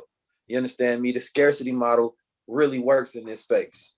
I was on there when I believe his name was Akua. Hopefully I don't get the artist wrong, but he was on Clubhouse. They was pushing him. He had maybe like 10 minutes or so, and he sold like almost $1 million worth of NFTs. They came on, they spread it. I think Tyra Banks had reposted it, a bunch of different people in this small window of time, saying that this baseball player got into art. He had a story that went along with it, which gave it value. He had social value. You understand me? You had all of these people that was backing it. And now people are like, yo, I don't know much about this space, but I don't want to miss out on this possible opportunity. Right. So FOMO played a lot into that. Mm-hmm. But the social value piece is like, it's a reason why when you look at who has 1 million followers in the world, who has 500,000 followers in the world, who has 100,000 followers in the world, you can see where all of the attention flows right there.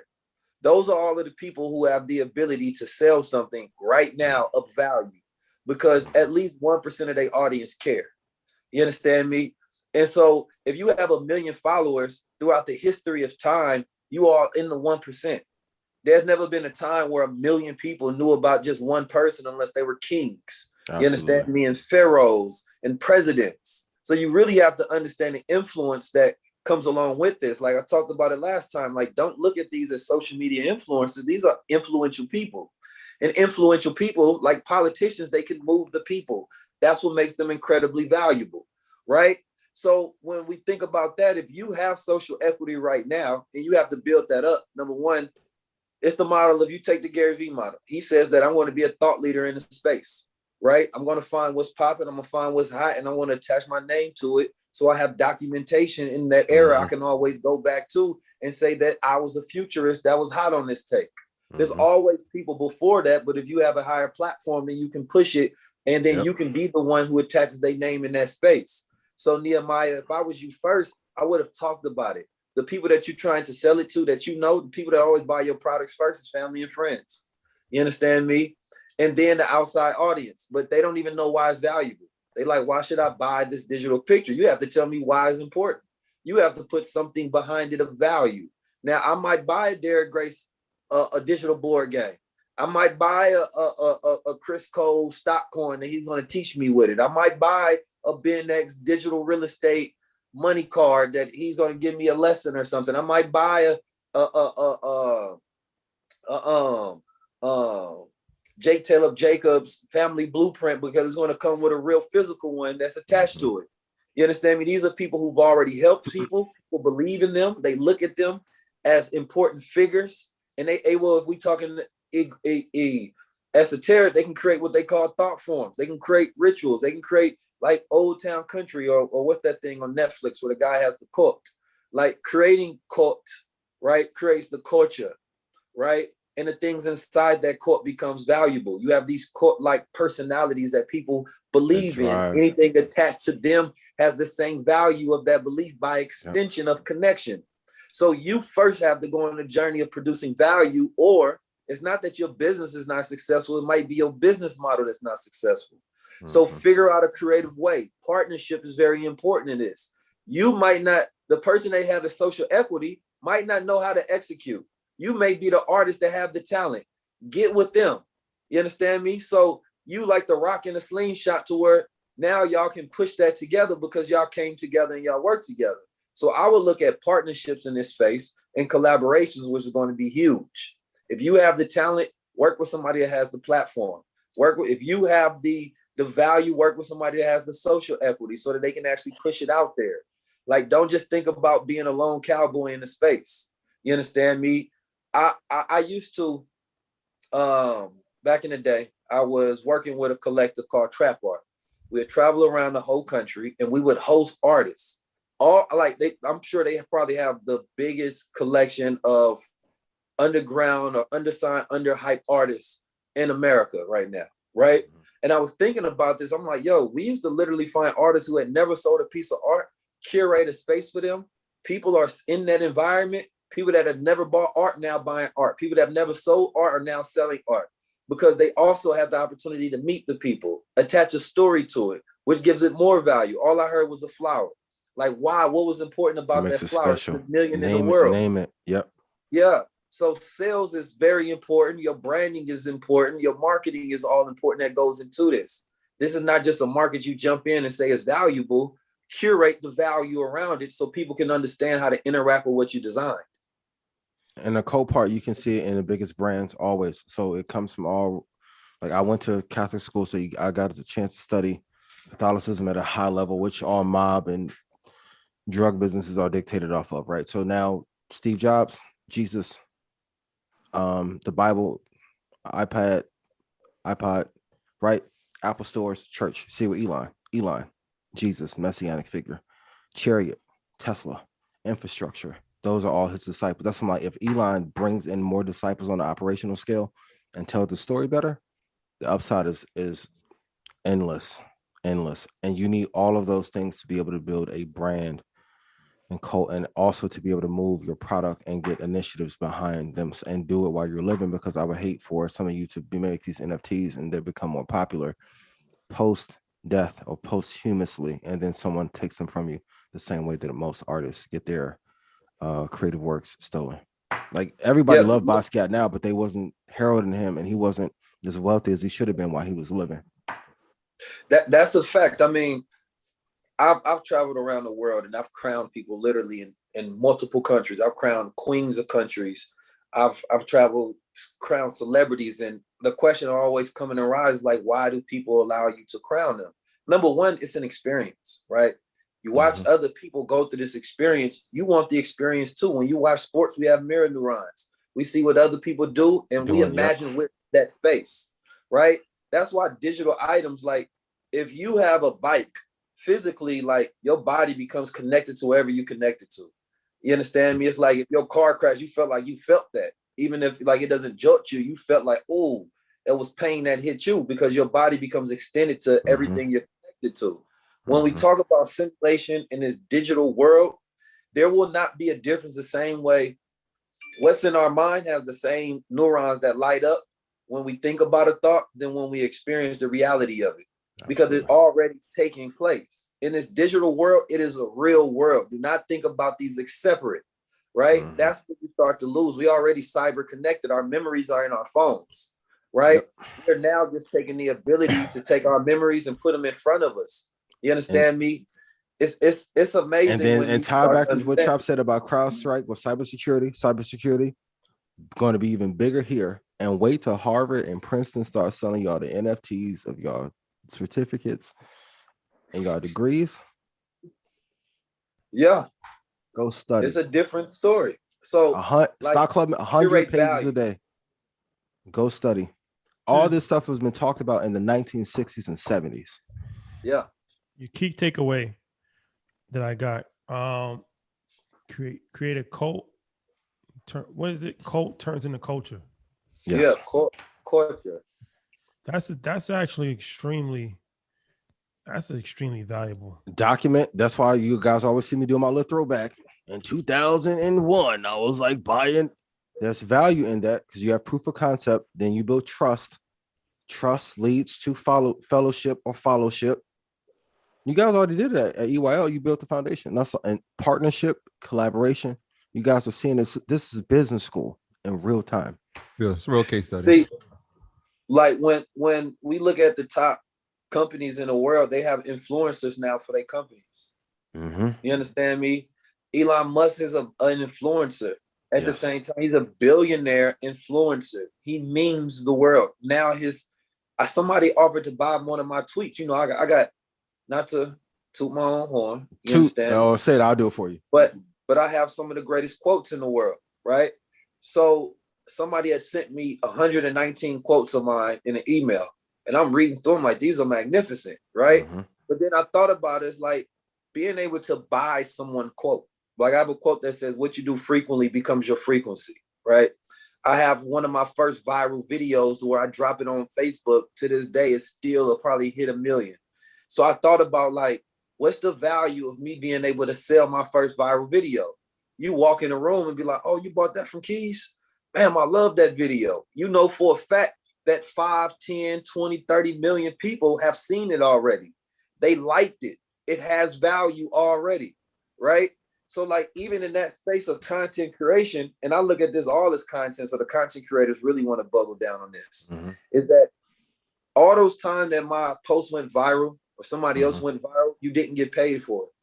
It wasn't connected to you. And they've now created platforms, right, to where you can actually get paid when people watch these. Not just talking about them being monetized for Instagram, but them being connected to the blockchain.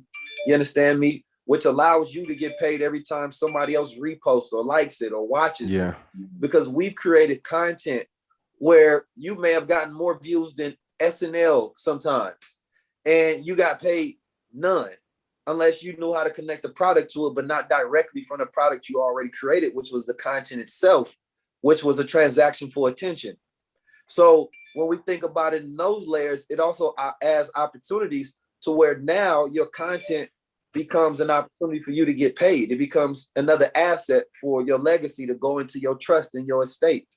So when you start thinking of these models, think about how all things are going to change. You understand? Then, not just one thing's change. This is a whole universe. And the world changes too. Like, what for you guys? What if you partner? I mean, I'll just throw the high level idea, like partner with NYU and put all the content in the library inside the NFT inside classrooms in NYU. Now we're talking, and the only reason it's a competitive advantage because most people can't create as much content as you already have. It's the same model from the record labels and storing content, but repurposing in different places. That's what I'm like. Yeah, I mean, yeah, it's so much like they got the holograms right now, right? Holograms are because, and this was something people forgot about it because Tupac was the first hologram that the world seen. He came out of nowhere. that's going to be crazy in the space. I just seen Diddy hologram to his son's birthday. You understand me? So imagine if I do a speech that's already pre-prepared, right? That the same way when they do those concerts and Kevin Hart is like, nobody can film in here. I do a speech, super powerful. You understand me? And I tell the world that it's going to be released as an NFT hologram. So now the universities, instead of booking me, they're booking my hologram that has a 30-minute speech that the children come to an assembly and they all watch, right? So now I'm on this stage, and the moment it's done, it disappears, and I rent this out to somebody else because they can only be at one place at a time. So it's like even the idea of having partial ownership, renting things, you understand me? We used to do it with Blockbuster. You have to rent it and you have to bring it back. The difference is it was physical. It's the same thing. We rent things on our TV all the time. With movies, they're not yours. You had temporary. We almost own nothing right now. They're leasing digital assets that cost nothing in terms of the service space. Yes. And sell it as convenience. Yep. Yeah. Yo, that's a hell of an idea. I'm thinking I feel like Jim Star. Yeah, master investor for this has always been around us, right? Like I feel like we've seen this in Star Wars. Right? Yeah. Like the messages would come out of R2 and it would disappear and be gone forever. And I'm like, I'm picturing Keys doing that. Once again, man, go look at, like, even if you look at Enemy of the State and look how far Big Brother's come, like we hold in Big Brother. Oh yeah. Go look at any movie 10 years prior. They'll tell you what's coming. Go look in the credits. The creative consultants are the people that's already putting the infrastructure in. Go look at all the NBC, CBS, and Fox shows when Bones was popular and all, and how much infrastructure Apple paid for. People thought that was product placement. That was not it. That was not it. It wasn't product placement. That's a fact. They were telling you what was coming. Go look at Limitless, the movie, and go look at everything that Limitless pill shouldn't exist. And then that's one of my favorite movies. That's classic. Bradley. They was telling you how to invest, and it's clues and in that movie of the foreshadowing of what was going to come, even in the market. Go replay the movie. Yeah, I mean, Matrix. It's hidden in plain sight. Matrix is probably the greatest example. Yep. Yeah, I mean, like, that's the world we living in, and just it's not supposed to. Don't be scared. Don't think about Black Mirror all day and how spooky it is. Think about, and I always filter things from this sense, how we're going to use it for our power, right? The reason that I'm spreading the information is not just because I just want to be in the space. I want us to understand it because we're always reacting to everyone else's success. Yes. Right. Then we get in it once it becomes a standard.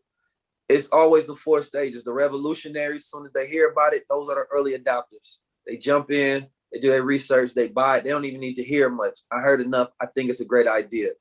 You understand me? The second people, they need word of mouth. Tell me what's going on. Tell me what was that good? What was that you was doing? Right? Once they hear it, they're convinced. People don't like to be the first. People don't like to be the last. Right? Then the third one, once it's enough of the people that got it word of mouth, it starts to spread and become standard. You understand me? The same with iPhones. Once everybody had them, everybody needed them. You understand me? And then it's the last group. These are the people that have the poverty-based mindset, because these are people that, regardless of what's going on, they're never going to interact with it, right? So you have to ask yourself, what group of people are you in? How do you normally react to investments and opportunities? Because Bitcoin machines have been in the hood for the last 5-6 years, but we went to go buy our cigarellos, our blunts, our liquor, and everything else, and never asked, what the hell was this machine when you could have put money in, bought some crypto, and became a millionaire? So if you present on what's around you, then you can be in synchronicity, which is finding the meaning in otherwise meaningless. The words mean nothing if you don't know the language. But the moment you learn the language, it increases your ability for opportunities that are around you when you can understand the language being used. So learn the language. And the last thing I want to say, can we just bring somebody on real quick? Yeah.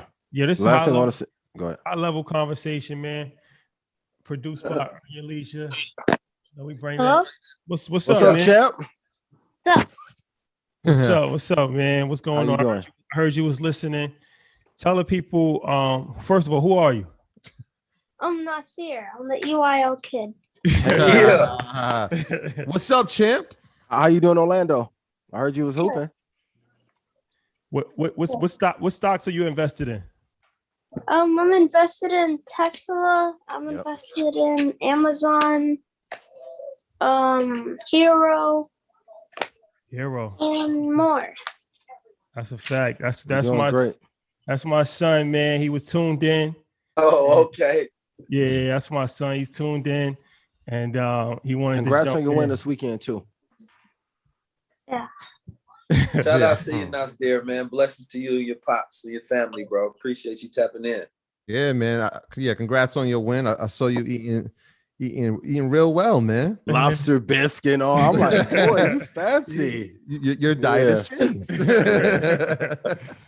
That's all them investments. You know what I'm saying? Yeah. Nah, but he's he's proud of his investments. He wants to talk about his investment account all the time. That's the way it should be. It's dope that he able to have that conversation with him. So I wanted to kind of just bring him on just to let him talk about that a little bit, because we talk about investing for our kids a lot, but he's 10 years old and he just told you Hero is actually a ETF, a gaming ETF.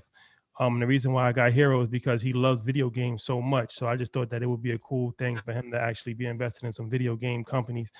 So, he talks about it with his cousins and his friends and things of that nature. So, I'm glad that he has an appreciation of what he has. And yeah, all right, now go to bed, man. Wait, hold on, man. Hey, Nas. You see your dad was gonna let you get. Tell him your YouTube channel, man. Don't let him get out of here without saying that. Yeah. Tell him. Everybody subscribe to my YouTube channel. It's Nas the Goat. I'm gonna type it in the comments. Like, comment, Guys, subscribe. Like, comment, subscribe. Guys, let me go to it right now. Guys, Come on. Talking, you see in the comments. You see how your dad was gonna do you, man? I got you, man. Guys, that's my username. Everybody go subscribe. Right? Stop typing in the chat so you guys can read it. Okay. Hey, I got you. Action. Yep. Text it to me. I'll put it in the chat. Call to action. Yeah. Oh man, kids these days. All right. Now you gotta go back to school. Yeah, you gotta go to bed. You got school in the morning, man. We're gonna put it in the chat for you. Entrepreneurs, please make the adjustment to being investors as well. Just like the job market has been under attack over the next 15 years, you'll see the entrepreneur class go under attack.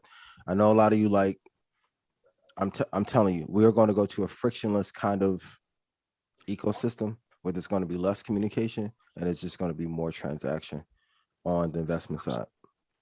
So that's why you see, go look at how Amazon runs their practice. Like even the first hour, like Bezos is in there, not talking, literally like going through the memos. A lot more corporations, because of now they're going to save on commercial costs, because Facebook is the only company that's still investing heavily commercial real estate in New York. They're going to have an excuse. And for those of you that are working, begin to invest more, because they're going to have metrics be so high that they're going to try and push you out, because they're trying to literally go to like a classless society where it's like you either are incredibly wealthy or incredibly poor. And this the way that's what we middle of. We call it the wealth transfer, but it's the rich getting richer, poor getting poor. Yeah. We just dress it up and make it sound sexy. But the reality of it is, yes, right. The conversation we're having right now is the most important, because we're trying to prepare you, right, and your family for wealth. Right? We can disrupt it, but we have to be intentional with our disruption. You understand me? Education, which is one thing that we've never valued enough in our communities, is the reason that we don't have the same standards of wealth that everybody else has. Right? You don't have to take these conversations to an Asian community, right? They are already going to be up on it. You don't have to be like, hey, focus on this industry because it's about the boom. They already in it. You don't have to say, hey, invest in gold because it's a place to store value. They're going to be on it already because they value education. EYL being the #1 financial education podcast in the world. You understand me? It's very important that we're able to have this particular conversation with the culture and our people, because when education and economics become a part of the culture, wealth is sure to follow. We didn't know the science of economics. The Honorable Minister Louis Farrakhan said the science of economics, the science of warfare, and the science of mating. You understand me? Without that science of mating, all of those build to family wealth. So we've been robbed of our opportunities to learn in the correct way. But here we are today. This is the new school. You understand me? This is the new university. These are the new institutions. Do not look at it as a podcast. Even calling it a podcast is small. What reality of it is, because this is not exchangeable with somebody else's podcast. This is not fungible. And I've said it. Look at how many in other cultures they didn't begin to share all their secrets. Like Ackman, Bill Simmons at Renaissance, they've still been quiet. So if we are 122 years behind on technological and information infrastructure, what do you think they're working on now that they see that we've been talking all our business in public? That's why I push it. Like we got to catch up fast because this gap is going to get real wide. And guess what? I mean, the job market not going to recover to 2026 for sure. And then I don't want people to think about a job like that. Listen, one of the things we doing right now, and I know I be heavy on it, and people like be nice about it, right? And no, I don't want to be. You understand me? Because I need people to be shocked by it. I need people to really go home and think about it. You understand me? I want you to be hurt by the fact that he told me, like, forget that degree and that job. And you be your own boss. Like, we literally have dozens of people firing their jobs, sending us my younger brother just sent me a message and said, yo, I fired my boss. I'm in the BWO. You know how good that makes me feel? Yeah. That shout out to the dream team. Yep.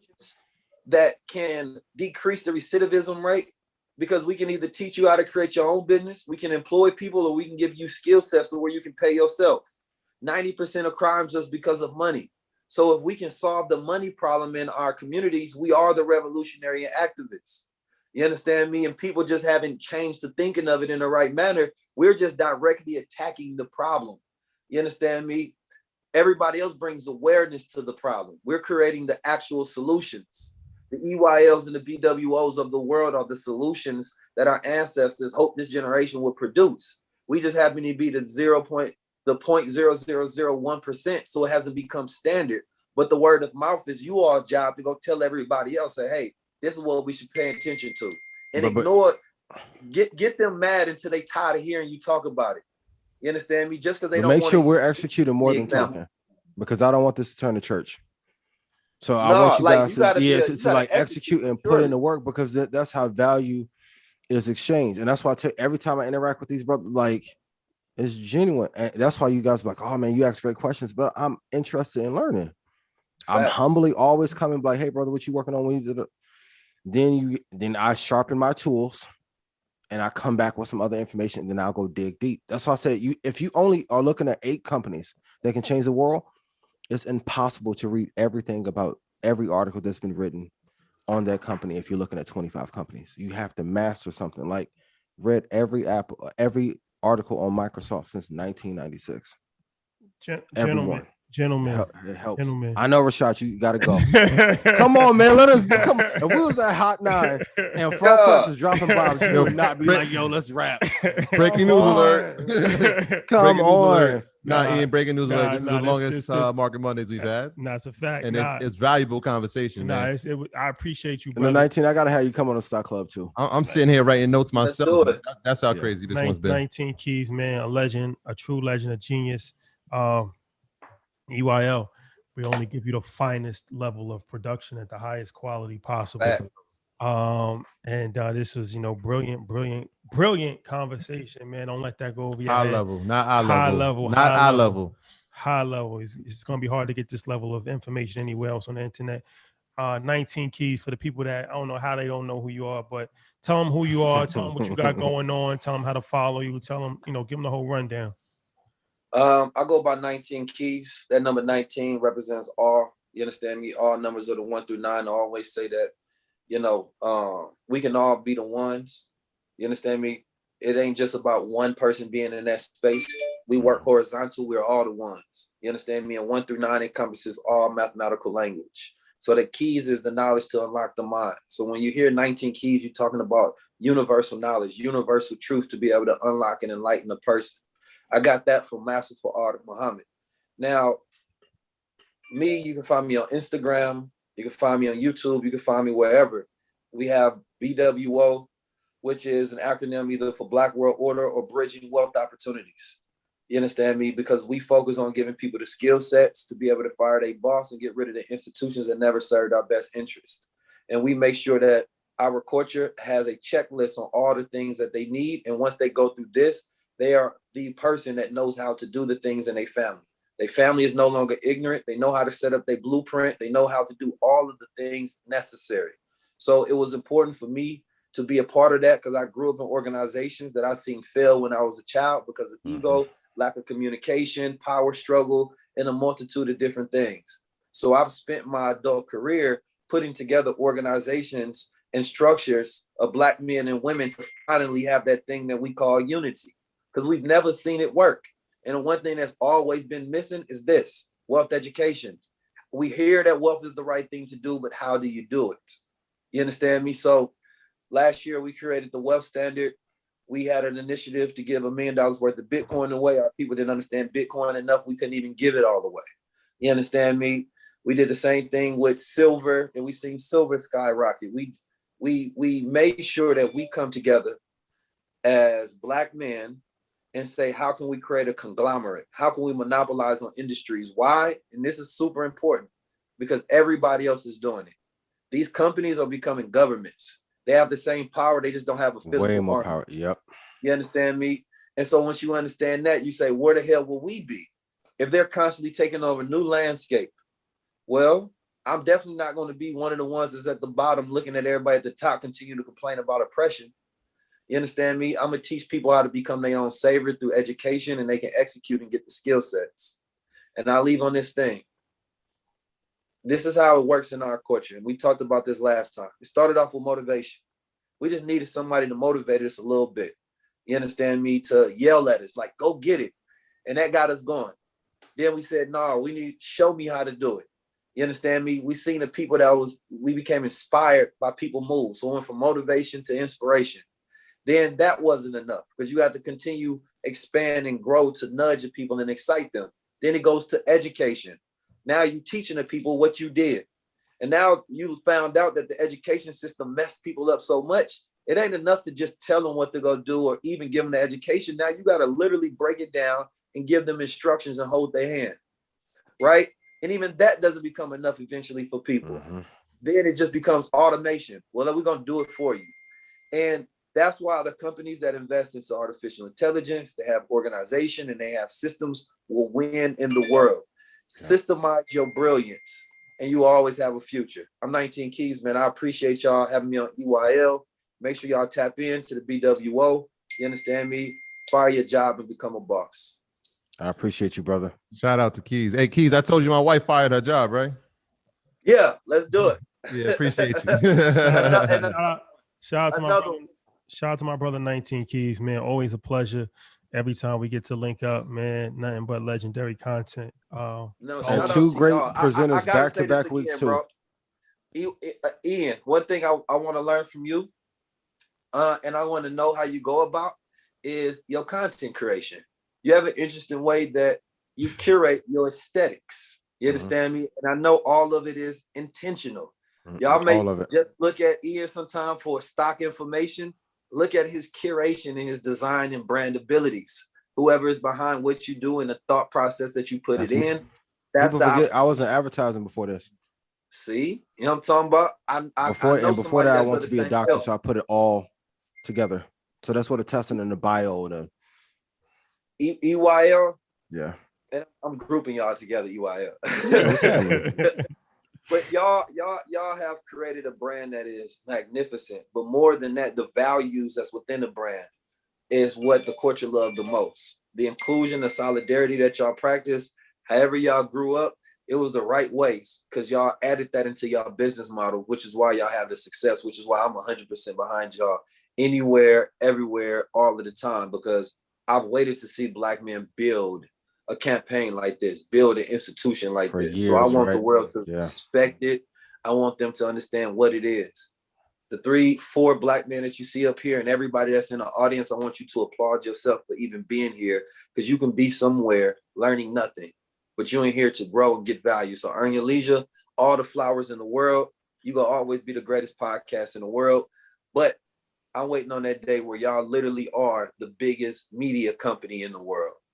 Oh, soon come. Soon reach. Soon come. Yeah. Soon come. And yeah, shout out to everybody that tuned in, man. Have 7,000 people the night of a national championship game is not easy to do.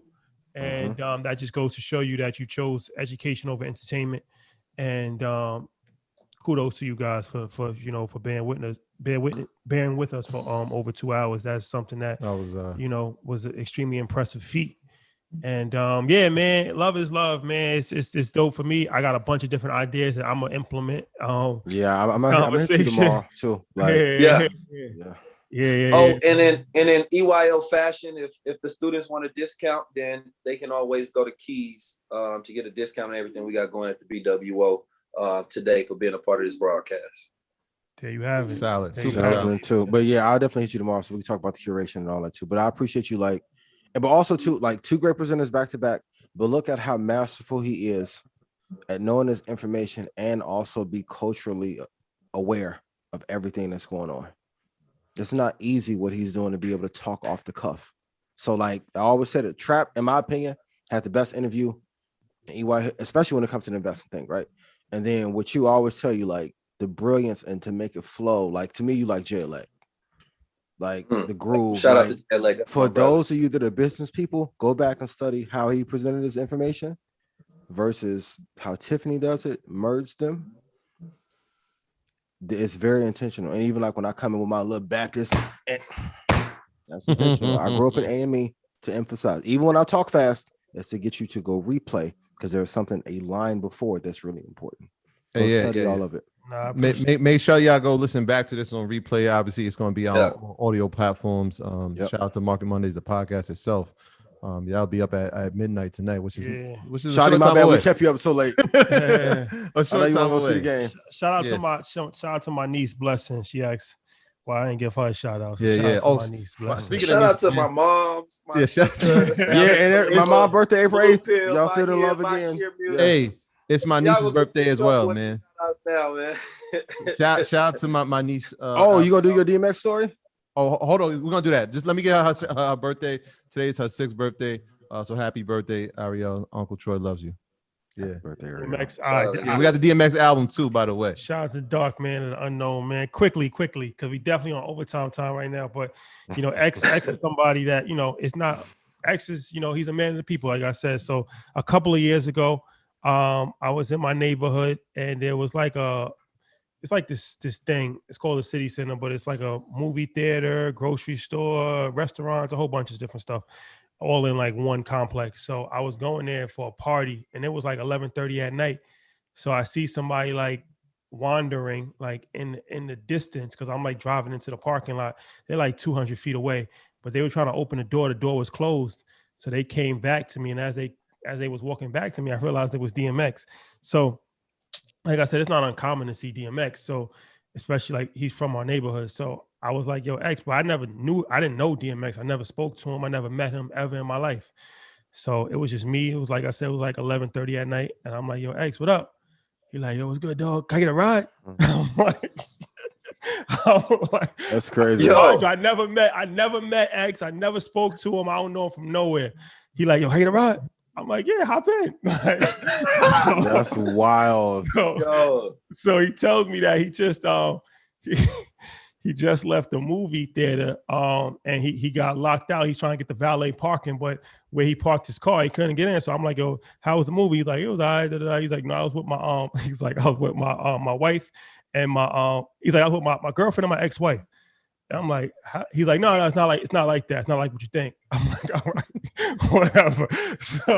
So we driving like 5 minutes because I had to, which would have really took me like 1 minute. I had to go around the whole block. So we got like a 5-minute conversation. He's like, yo, where you from? I'm like, yeah, he's like, oh yeah, I remember that. Back in the day, we used to go there, the bridge, Yeah. So we just talking randomly, hitchhike. I just hitchhiked a ride. DMX hitchhike a ride with me randomly at 11:30 at night. And that was just a dope moment, man. We spoke. You didn't let him drive, did you?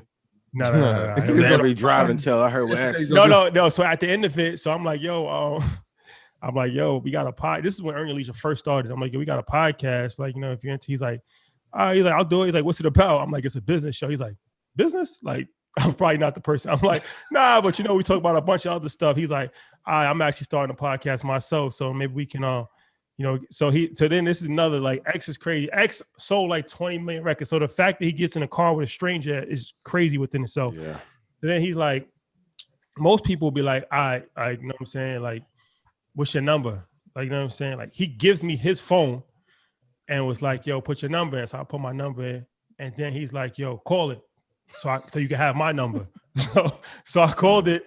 I had his number, probably still have it. Like, you know what I mean? Like I'm just like, who does that? Like what he's a different superstar. It's just that never happens. He's very given person. The perception of him is way different than what he actually is. That's why it was so heartbreaking to hear that. Yeah. So yeah, but that's a crazy story, man. Yeah. X. That was the highlight of my year. I met him in a barbershop. It was like a crazy story. He comes in and he's like, yo, dog. He's like, can I go in front of you? I'm like, I guess. Like, he's like, I'm getting a baldy. I'm like, so am I? And that was it. That was just the one moment I met him. But then after that, he kept coming to the barbershop. He ended up playing in the pool hall right next door to it. So yeah, X is a legend, and prayers up for him. We got the album up today, and I got a few more on the way. It kind of got lost in transit, but yeah, prayers up to the dog, man, and his family. Definitely. I know the first 2 albums, man. Yeah, he has a number of kids, so we praying for them as well, man. So shout out to everybody in 914. Shout out to everybody that pulled up today for the prayer memorial. Yeah, and we gotta keep them in prayer, man. Like shout out to everybody that's going through some mental health or addiction right now. You know what I mean? That's just struggling with it. Like, it's very real. We had something that happened in our family recently that really just brought it close to home, and you realize how the lack of resources, you understand me, that revolve that to where you don't have too many options. Mm-hmm. Right. And that's probably one of the biggest issues that we still don't deal with, is that we call people that have mental issues and diseases criminals and crazy, instead of them actually getting the help that they need. Society doesn't know how to look at Black men and see Black men who have issues and who have mental health issues. You just lock them all in and say he's crazy, he's a criminal. You understand me? We call him a crazy uncle instead of actually diagnosing it and allow them to get assistance. Right. So, you know, shout out to everybody that's going through that. Don't be afraid to talk about it. Don't be afraid to seek help and seek counsel before it gets worse and worse and worse. Addiction is something that everybody deals with. You understand me? So shout out to anybody that's going through that now. It may go through it in the future. You understand me? You're definitely not alone, and there are resources, but you just got to make sure that you express yourself so it doesn't become a place of depression and it gets to that worst place. Yo, Keys, you just took my role at the end of the show, man. Yeah. Oh, hey, listen.